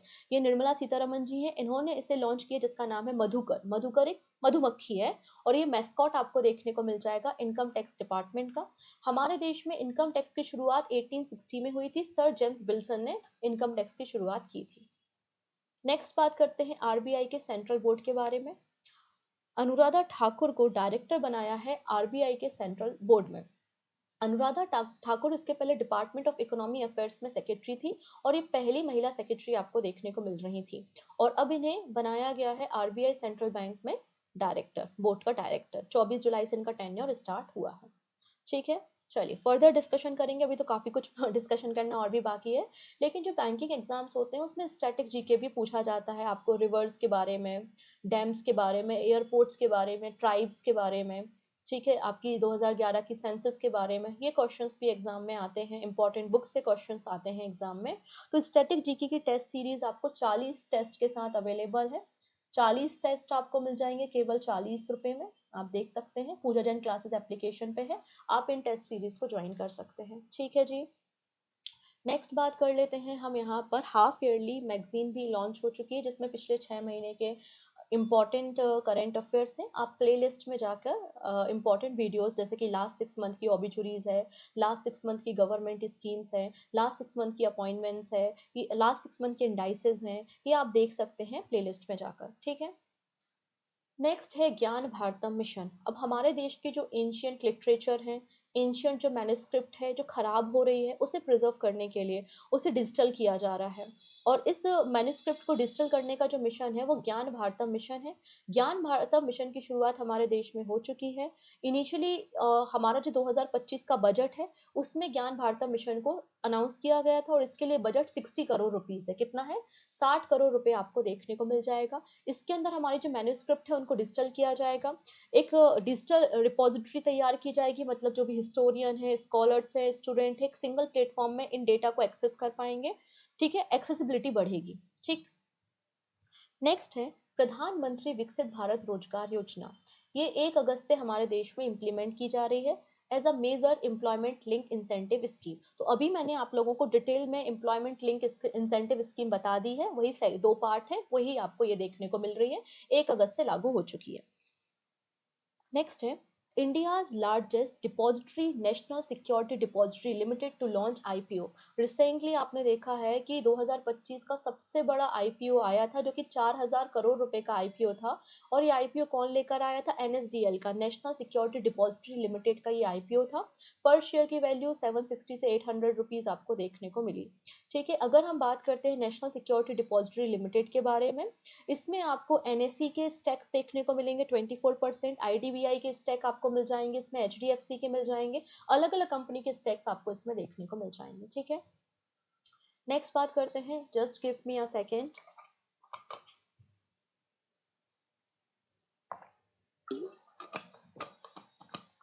नेक्स्ट है IRDAI mandate insurance coverage for 75,000 gram panchayat by the 2027। अब इडई का टारगेट क्या है? इडई का टारगेट है कि 2047 तक, जब हम आज़ादी का अमृत महोत्सव मना रहे होंगे, अमृत काल मना रहे होंगे, तो हर व्यक्ति के पास इंश्योरेंस हो। इंश्योरेंस फॉर ऑल का टारगेट आपको इडई का देखने को मिलेगा। तो इडई ने कहा है कि हमारा टारगेट है कि 75,000 ग्राम पंचायत को इंश्योरेंस कवरेज प्रोवाइड किया जाए 2027 तक, मतलब आने वाले 2 सालों तक। तो 2025-26 के लिए 25,000 ग्राम पंचायत, और रिमेनिंग ग्राम पंचायत जो है वो 2026-27 में होंगी। इसके लिए सभी जो लाइफ इंश्योरेंस, जनरल इंश्योरेंस और जो stand alone alone health insurance companies है, उनको इंस्ट्रक्शंस यहाँ पर दिए गए हैं बाय द इडई। नेक्स्ट है मास्टर कार्ड ने आंध्र प्रदेश गवर्नमेंट के साथ एग्रीमेंट साइन किया है आंध्र प्रदेश के टूरिज्म को बढ़ाने के लिए, टू बूस्ट टूरिज्म। इसके अंदर मास्टर कार्ड क्या करेगा? जो भी आइकॉनिक प्लेसेस हैं आंध्र प्रदेश की, जो टूरिस्ट स्पॉट है, उनको प्रमोट करेगा। वहाँ पे मास्टर कार्ड आपके डिजिटल पेमेंट फैसिलिटी और हॉटस्पॉट प्रोवाइड करेगा। नेक्स्ट है IMF raises India's FY26 GDP growth. तो आईएमएफ ने FY26 की भारत की जीडीपी ग्रोथ को फोरकास्ट किया है, इट इज 6.4%। ठीक है, पहले 6.5% इन्होंने कहा था, 0.1% से ड्रॉप करके अब 6.4% कहा है। तो FY25 के लिए और FY26 के लिए भारत की जो जीडीपी रहेगी अकॉर्डिंग टू द आईएमएफ वो 6.4% रहेगी। नाउ बात करते हैं वर्ल्ड की ग्रोथ के लिए, तो वर्ल्ड ग्रोथ आपको 3.1% देखने को मिलेगी according to the IMF. IMF का फॉर्मेशन हम पढ़ चुके हैं, आपको यहाँ पे वापस से डेटा मिल जाएगा। ये सारी चीजें, ये सारा स्टैटिक पॉइंट, ये सारी थ्योरी आपको मैगजीन में मिल जाएगी, और मैगजीन पूजा जन क्लासेस एप्लीकेशन में अवेलेबल है 1 ईयर की वैलिडिटी के साथ। तो क्लास ओवर होने के बाद आप मैगजीन डाउनलोड करके नोट्स बना सकते हैं, रिवाइज कर सकते हैं, ठीक है। चलिए नाउ बात करते हैं 11 public sector bank collected as penalty for low bank balance. देखो FY21 से लेकर FY25 तक, मतलब पिछले 4-5 सालों में हमारे जो पब्लिक सेक्टर बैंक हैं, 11 पब्लिक सेक्टर, क्योंकि 12 मैं इसलिए नहीं बोल रही हूँ क्योंकि जो एसबीआई है, स्टेट बैंक ऑफ इंडिया है, वो मिनिमम बैलेंस पेनाल्टी नहीं लेता, उसने इसे डिसकंटिन्यू 2020 में ही कर दिया था, तो बच गए 11 पब्लिक सेक्टर बैंक। तो 11 पब्लिक सेक्टर बैंक ने 2021 से 2025 तक 9,000 करोड़ रुपए के फंड को कलेक्ट किया है एज अ पेनाल्टी चार्ज। मतलब ऐसे लोग जिनके पास लो बैलेंस था, मिनिमम बैलेंस उन्होंने मेंटेन नहीं किया था, तो उनसे पेनाल्टी ली है, और ये पेनाल्टी कितनी है, 9,000 करोड़ रुपए की है। ये इन्फॉर्मेशन राज्यसभा में प्रेजेंट करने का काम मिनिस्ट्री ऑफ फाइनेंस ने किया है, ठीक है।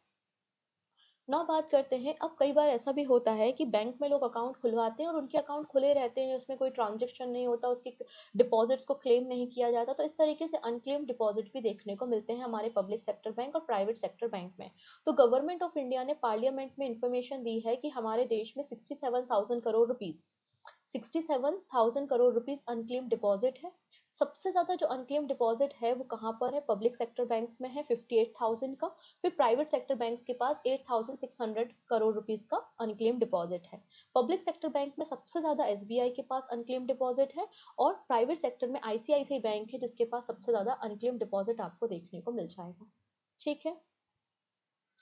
Next, reserve bank of India extend IndusInd bank oversight committee tenure by the 1 month. ठीक है, अब हुआ क्या था देखिएगा, सुमंत कथपालिया जो कि इंडसइंड बैंक के एमडी एंड सीईओ थे, इन्होंने इस्तीफा दे दिया था, रेजिग्नेशन दे दिया था, क्योंकि कुछ अकाउंट्स में लैप्स हो गए थे, अकाउंट्स में कुछ कॉम्प्लिकेशंस थे, जिसके कारण इंडसइंड बैंक को 1960 करोड़ रुपए का लॉसेस हुआ।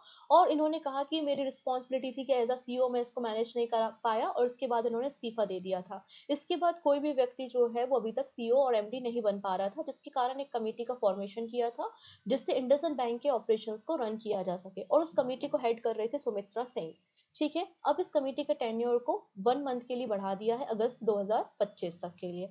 हेडक्वार्टर इंडसइंड बैंक का मुंबई में है, 1994 में इसका फॉर्मेशन हुआ था। नेक्स्ट है ईएफटीए नेशन। ईएफटीए में आपको 4 यूरोपियन कंट्रीज देखने को मिलती हैं, और ईएफटीए ब्लॉक का जो फॉर्मेशन था वो 1960 में हुआ था, और ये चारों कंट्री एक दूसरे के इंटरेस्ट को प्रोटेक्ट करती हैं, और एक दूसरे के ट्रेड को बूस्ट करने के लिए फ्री ट्रेड एग्रीमेंट इनके बीच में साइन होता है। ये जो 4 कंट्रीज हैं वो स्विट्जरलैंड है, नॉर्वे है, आइसलैंड है और लिस्टेनस्टाइन है। और इन चारों जो ब्लॉक कंट्रीज हैं इन्होंने भारत के साथ भी फ्री ट्रेड एग्रीमेंट साइन किया है, और ये 1 अक्टूबर से इफेक्ट में आ जाएगा। ये जो चारों कंट्रीज है भारत में एफडीआई लेकर आएंगे, और $100 बिलियन का ये इन्वेस्टमेंट लेकर आएंगे आने वाले 15 सालों में, और 1 मिलियन जॉब्स को भारत में क्रिएट किया जाएगा, ठीक है। नेक्स्ट है एनवीडिया सरपास $4 ट्रिलियन वैल्यूएशन, ठीक है। एनवीडिया अगर आप देखेंगे तो आपको एक कंपनी देखने को मिलेगी, और इस कंपनी का जो वैल्यूएशन है वो $4 ट्रिलियन हो चुका है, जो कई सारे देशों की इकोनॉमी से भी ज्यादा है, ठीक है। लगभग 75% इंडिया की जो टोटल इक्विटी मार्केट है उसका 75% आपको एनवीडिया का वैल्यूएशन देखने को मिल रहा है। एनवीडिया ने कई सारी कंट्री के जो मार्केट कैपिटल है या फिर जो जीडीपी है उसको भी क्रॉस कर दिया है, ठीक है। इंडिया की जो लार्जेस्ट कंपनी है जिसकी मार्केट वैल्यूएशन सबसे ज्यादा है वो रिलायंस है, $240 बिलियन, और एचडीएफसी की आपको $180 बिलियन देखने को मिलेगी। नाउ अब एसबीआई का एक रिसर्च रिपोर्ट पब्लिश हुई है। एसबीआई कहता है कि हमको पता है कि भारत एक इकोनॉमी ग्रोइंग इकोनॉमी है, भारत की जो अर्थव्यवस्था है लगातार ग्रोथ हो रही है, और भारत की जो 6.7% की हमने प्रिडिक्ट की है इकोनॉमी, उसमें 1.1% शेयर एसबीआई का है, ऐसा एसबीआई का कहना है। मतलब एसबीआई भारत की जीडीपी में 1.1% का कंट्रीब्यूशन या शेयर कर रहा है। India contributed around 6.7% to the global economy in the incremental growth in FY26, और SBI अलोन 1.1% यहाँ पे कंट्रीब्यूट कर रहा है, ऐसा इस डेटा को पब्लिश किया है। वर्ल्ड इकोनॉमी FY25 में $4,118 बिलियन आपको देखने को मिल जाएगी, ठीक है। SBI 16% यहाँ पे इंडिया के टोटल जीडीपी में एड ऑन कर रहा है। ठीक है। इंडिया की जीडीपी में FY25 में $44 बिलियन का एड ऑन किया है। ठीक है। इसके अलावा SBI का बारे में मैंने बताया कि 4 मिलियन होम्स में ये सोलर पैनल्स को इंस्टॉल करेगा। SBI ने global trade finance centre open किए हैं कोलकाता, वेस्ट बंगाल और हैदराबाद, तेलंगाना स्टेट में। ठीक है। नेक्स्ट है सेबी बार US ट्रेडिंग फर्म जेन स्ट्रीट। जैसे कि हमारे देश में ट्रेडिंग फर्म कई सारी हैं, वैसे ही अमेरिका में एक ट्रेडिंग फर्म है जिसका नाम है जेन स्ट्रीट। इसको SEBI security and exchange board of India ने बार किया है। क्यों किया? इंडियन मार्केट से इसे बैन क्यों किया है? क्योंकि बताया गया इन्होंने अनलॉफुल गेन किया है। इन्होंने हमारे जो इंडेक्स डेरिवेटिव है उनको मैनिपुलेट करने की कोशिश की और अनलॉफुल तरीके से गेन किया है। लगभग 4,800 करोड़ रुपए का इन्हें प्रॉफिट, गलत तरीके से प्रॉफिट हुआ है, इसलिए इसे इंडियन मार्केट से बार किया जाता है, ऐसा सेबी ने अनाउंस किया है। ठीक है। नेक्स्ट है RBI amend Basel 3 norms to broaden credit rating choice for schedule commercial bank. हमारे जो शेड्यूल कमर्शियल बैंक्स होते हैं इसमें रिस्क वेटेज असेट के हिसाब से कि इनका रिस्क कितना है, इनका एनपीए कितना है, इसके आधार पर कुछ ग्लोबल रेटिंग एजेंसी हैं जो हमारे शेड्यूल कमर्शियल बैंक्स की रेटिंग करती हैं। अभी तक आपको केवल 3 ही रेटिंग एजेंसीज मिलती थी जो कि हमारे शेड्यूल कमर्शियल बैंक की रेटिंग करती थी, फिच रेटिंग, मूडीज और स्टैंडर्ड एंड पुअर्स। लेकिन अब चौथी कंपनी इसको भी एड ऑन किया है बेसल नॉर्म में, जो कि आपके शेड्यूल कमर्शियल बैंक की रेटिंग करेगी। ठीक है। डन। तो reserve bank of India has amend Basel 3 capital regulation to expand credit rating option for schedule commercial bank. और ये अगली कंपनी कौन है? ये है care edge global. Care edge global भी अब हमारे कमर्शियल, जो हमारे शेड्यूल कमर्शियल बैंक है उनकी रेटिंग करेगी। केयर एज ग्लोबल, देखिएगा यहाँ पे अलग अलग कैटेगरी होती है। ट्रिपल ए कैटेगरी उनको दी जाती है जिसमें 20% रिस्क वेटेज होता है। डबल ए कैटेगरी 30% वालों को दी जाती है। ए कैटेगरी 50% वालों को दी जाती है। ट्रिपल बी कैटेगरी जिसमें 100% आपके रिस्क वेटेज है, और बिलो के लिए 150 कैटेगरी, यहाँ पे बीबी और बिलो के लिए 150 मतलब जिनका होता है उनको कैटेगरी में शामिल किया जाता है। ठीक है। वेसल कमेटी जो है वो वेसल 3 नॉर्म्स को फाइनेंशियल स्टेबिलिटी के लिए और इकोनॉमी स्ट्रेस से बचने के लिए वेसल 3 नॉर्म्स को डिजाइन किया गया था। वेसल 1 नॉर्म्स जो थे वो 1998 में आए थे और वेसल 2 नॉर्म्स जो थे वो 2004 में आपको देखने को मिल गए थे। और 2008 में जो फाइनेंशियल क्राइसिस हुआ था उसके बाद वेसल 3 नॉर्म्स को लाया गया था। ठीक है। नाउ बात करते हैं NSE national stock exchange rank 4th on the global IPO offering. अब पूरे देश भर में अलग अलग कंपनीज होती हैं, उनके IPO आते हैं जैसे कि आपने देखा होगा IRCTC अपना IPO लेकर आया, फर्स्ट क्राई कंपनी अपने IPO को लेकर आई, NSDL अपने IPO को लेकर आया। और ये सभी IPO कहाँ आते हैं? नेशनल स्टॉक एक्सचेंज में आते हैं। तो national stock exchange IPO offering के मामले में वर्ल्ड में चौथे नंबर पर है। ठीक है। S&P ग्लोबल मार्केट जो है वो अगर आप देखेंगे S&P ग्लोबल मार्केट इंटेलिजेंस के द्वारा इस डेटा को पब्लिश किया गया है। और इंडिया का जो NSE है वर्ल्ड में चौथे नंबर पे है IPO को ऑफर करने के मामले में। ठीक है। फर्स्ट हाफ में जो हमारा कैलेंडर ईयर 2025 है इसके फर्स्ट हाफ में $5.51 बिलियन हमने फंड रेज किया है IPO के जरिए। ये बात इस मेंशन की गई है। हमने यहाँ पे टोटल 73 IPO को रिलीज करने का काम किया है। ठीक है। ये बात यहाँ पर मेंशन की गई है। फर्स्ट हाफ में, फर्स्ट हाफ की बात हो रही है। सबसे बड़े जो आपके एक्सचेंज मार्केट्स हैं वो आपको यहाँ पे मिल जाएंगे। कौन कौन से? नजदीक ग्लोबल मार्केट, NYSE और नजदीक ग्लोबल सेलेक्ट मार्केट है। ये सबसे ज्यादा IPO को ऑफर करते हैं। नेक्स्ट बात करते हैं Cyprus shipping firm announce 1,000 crore rupees investment in Indian shipping. पहली बार इतनी बड़ी FDI, इतना बड़ा इन्वेस्टमेंट भारत के शिपिंग इंडस्ट्री को मिल रहा है। तो साइप्रस बेस्ड 2 शिपिंग फर्म है। एक है इंटर ओरिएंट नेविगेशन लिमिटेड और दूसरा है डेनशिप पार्टनर्स लिमिटेड। इन्होंने 10,000 करोड़ रुपीस के इन्वेस्टमेंट की बात की है इंडिया के शिपिंग इंडस्ट्री में। जब से गवर्नमेंट ऑफ इंडिया ने शिपिंग इंडस्ट्री में 2005 में 100% FDI अलाउ किया है, पहली बार इतना बड़ा आपको इन्वेस्टमेंट देखने को मिल रहा है। ठीक है। नेक्स्ट बात कर लेते हैं top 10 global tourism economy for 24-25। तो economy impact trade report publish की है। इस रिपोर्ट को world trade and tourism council के द्वारा पब्लिश किया गया है विद ऑक्सफोर्ड इकोनॉमिक्स के द्वारा। और वर्ल्ड की जो टॉप 10 बिगेस्ट टूरिज्म इकोनॉमी है उसमें भारत 8वें नंबर पे आता है। भारत 8th प्लेस पे आता है, आपको देखने को मिल जाएगा। और टूरिज्म का जो कंट्रीब्यूशन है भारत में वो $231 बिलियन का आपको मिल जाएगा। ठीक है, ये बात यहाँ पर मेंशन की गई है। सबसे बड़े जो टूरिस्ट डेस्टिनेशंस हैं वो अमेरिका, चाइना, जर्मनी, जापान और इंडिया 8th पोजीशन पे आपको मिल जाएगा। ठीक है, next, NPCI national payment corporation of India का डेटा पब्लिश हुआ है और एनपीसीआई ने कहा है कि फोन पे maintain leading UPI position with 46 market share. हम जितना भी यूपीआई करते हैं, हम भीम एप्लीकेशन से, फोन पे से, रेजर पे से, गूगल पे से, अलग अलग प्लेटफॉर्म के जरिए यूपीआई करते हैं, लेकिन सबसे बड़ा जो 46% का मार्केट शेयर है वो फोन पे का आपको देखने को मिल जाएगा as per the NPCI data.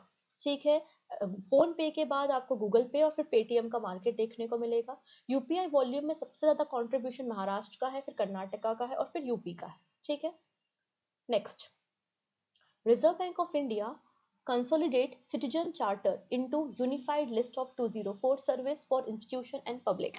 अब देखिएगा, अब हमारे जो बैंकिंग सेक्टर होती है उनकी कई सारी सर्विसेज होती हैं। ठीक है, उन सर्विसेज में क्या है, कौन सी फैसिलिटी पब्लिक बैंक दे रहे हैं, कौन सी फैसिलिटी प्राइवेट बैंक दे रहे हैं और कौन कौन सी फैसिलिटी हमारे देश की जनता को मिल रही है, इसका एक चार्टर होता है जिससे जनता वहां से सारी सर्विसेज को एक्सेस कर पाती है, देख पाती है।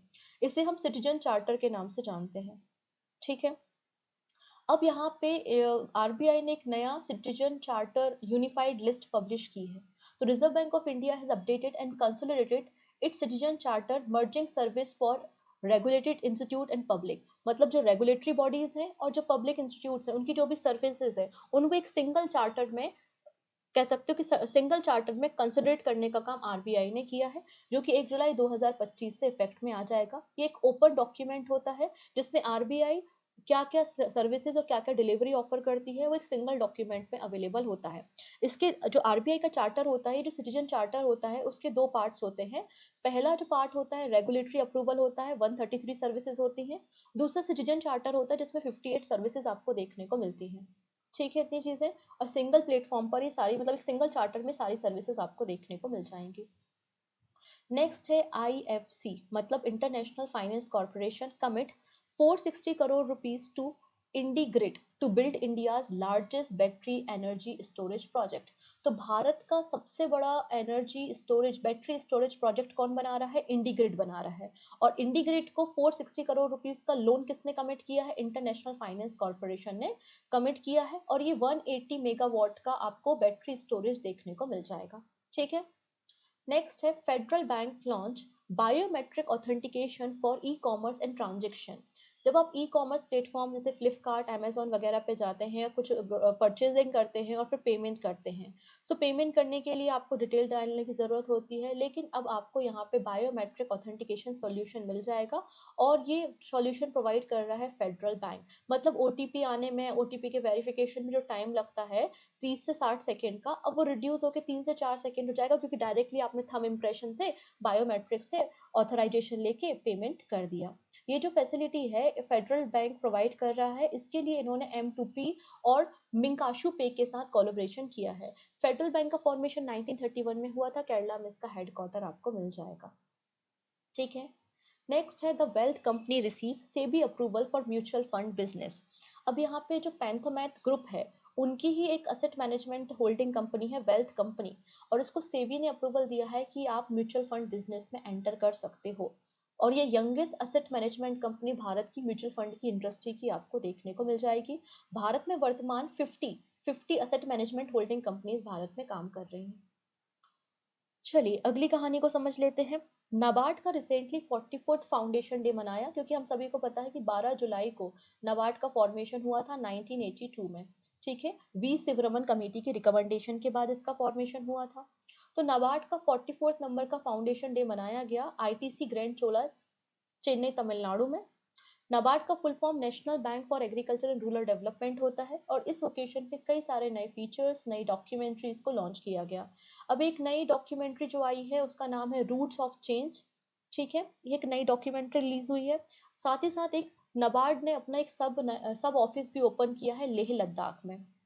ठीक है, अब नाबार्ड ने व्हाट्सएप चैनल और रूरल टेक कोलैब पोर्टल की शुरुआत की है।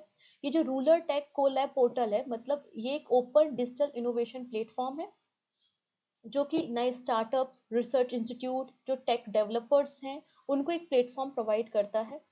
ठीक है, फिर यहाँ पे निवारण, निवारण एक ग्रीवनांस रिड्रेशल सिस्टम है।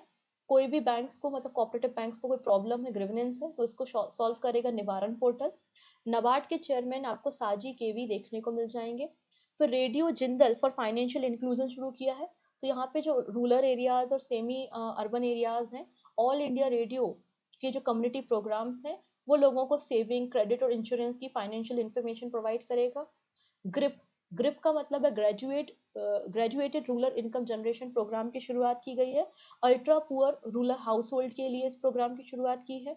ग्रीन रूट्स करके एक डॉक्यूमेंट्री का प्रीमियम भी किया गया है यहाँ पे नाबार्ड के 44th नंबर के फॉर्मेशन डे पर।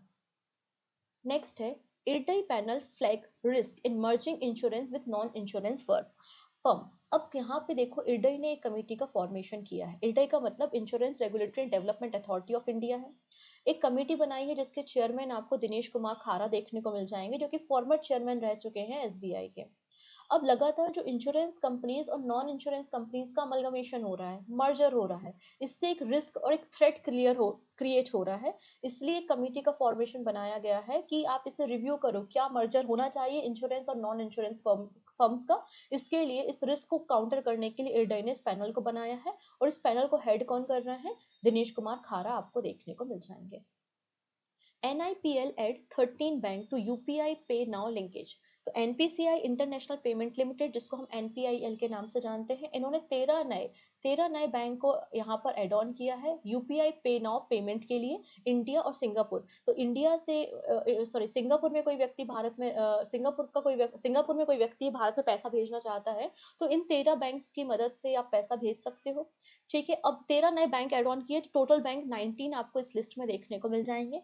ठीक है, ये फैसिलिटी शुरू की गई है। साथ ही साथ केवल 6 ही बैंक है जो जहां पर इंडिया टू सिंगापुर पैसे भेजे जा सकते हैं, वो है कैनरा बैंक, HDFC बैंक, और ये बैंक आपको मिल जाएंगे।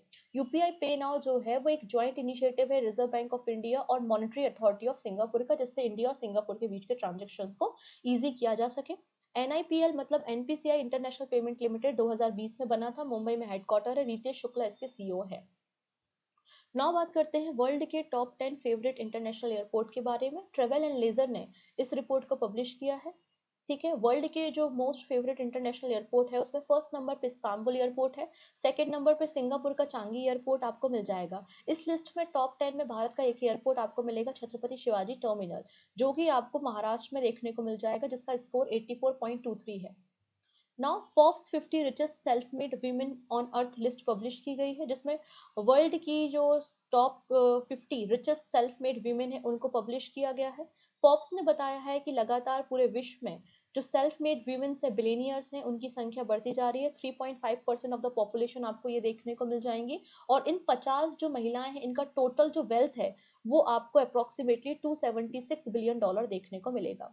इस टॉप 50 की लिस्ट में आपको तो दो इंडियन नेम्स देखने को मिलते हैं। एक फाल्गुनी नायर का है 31st नंबर पे, और एक किरण मजूमदार शॉ है जो कि 32 नंबर पे आपको देखने को मिल जाएंगी।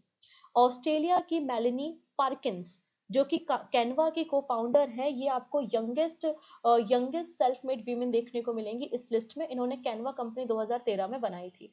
नाउ बात करते हैं टॉप 3 महिलाओं के बारे में। तो टॉप 3 नंबर पे, फर्स्ट नंबर पे रफाएला ओपोंटे डायमंड है, स्विट्जरलैंड से है। सेकंड नंबर पे डायने हेड्रिक्स है, और थर्ड नंबर पे जोंग ह्यूजान आपको देखने को मिल जाएंगी। ठीक, डन।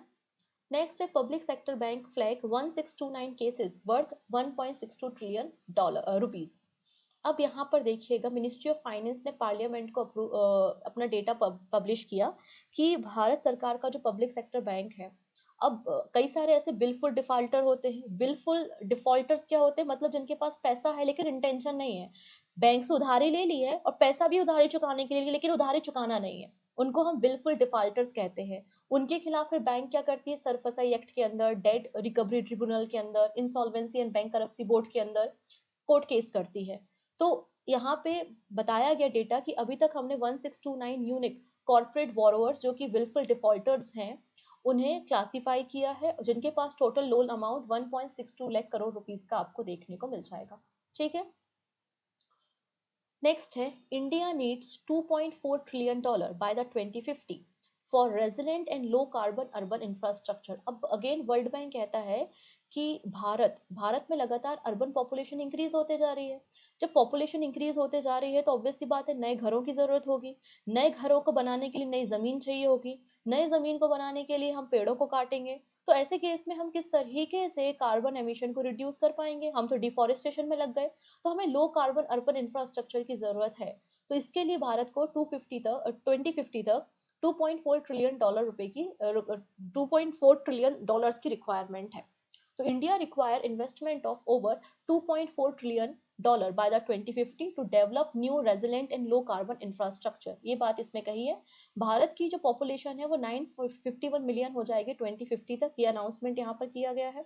24 इंडियन सिटीज हाईलाइट की गई है जिसका इम्पैक्ट इस पे ज्यादा पड़ने वाला है। ये बात यहाँ पर मेंशन की गई है।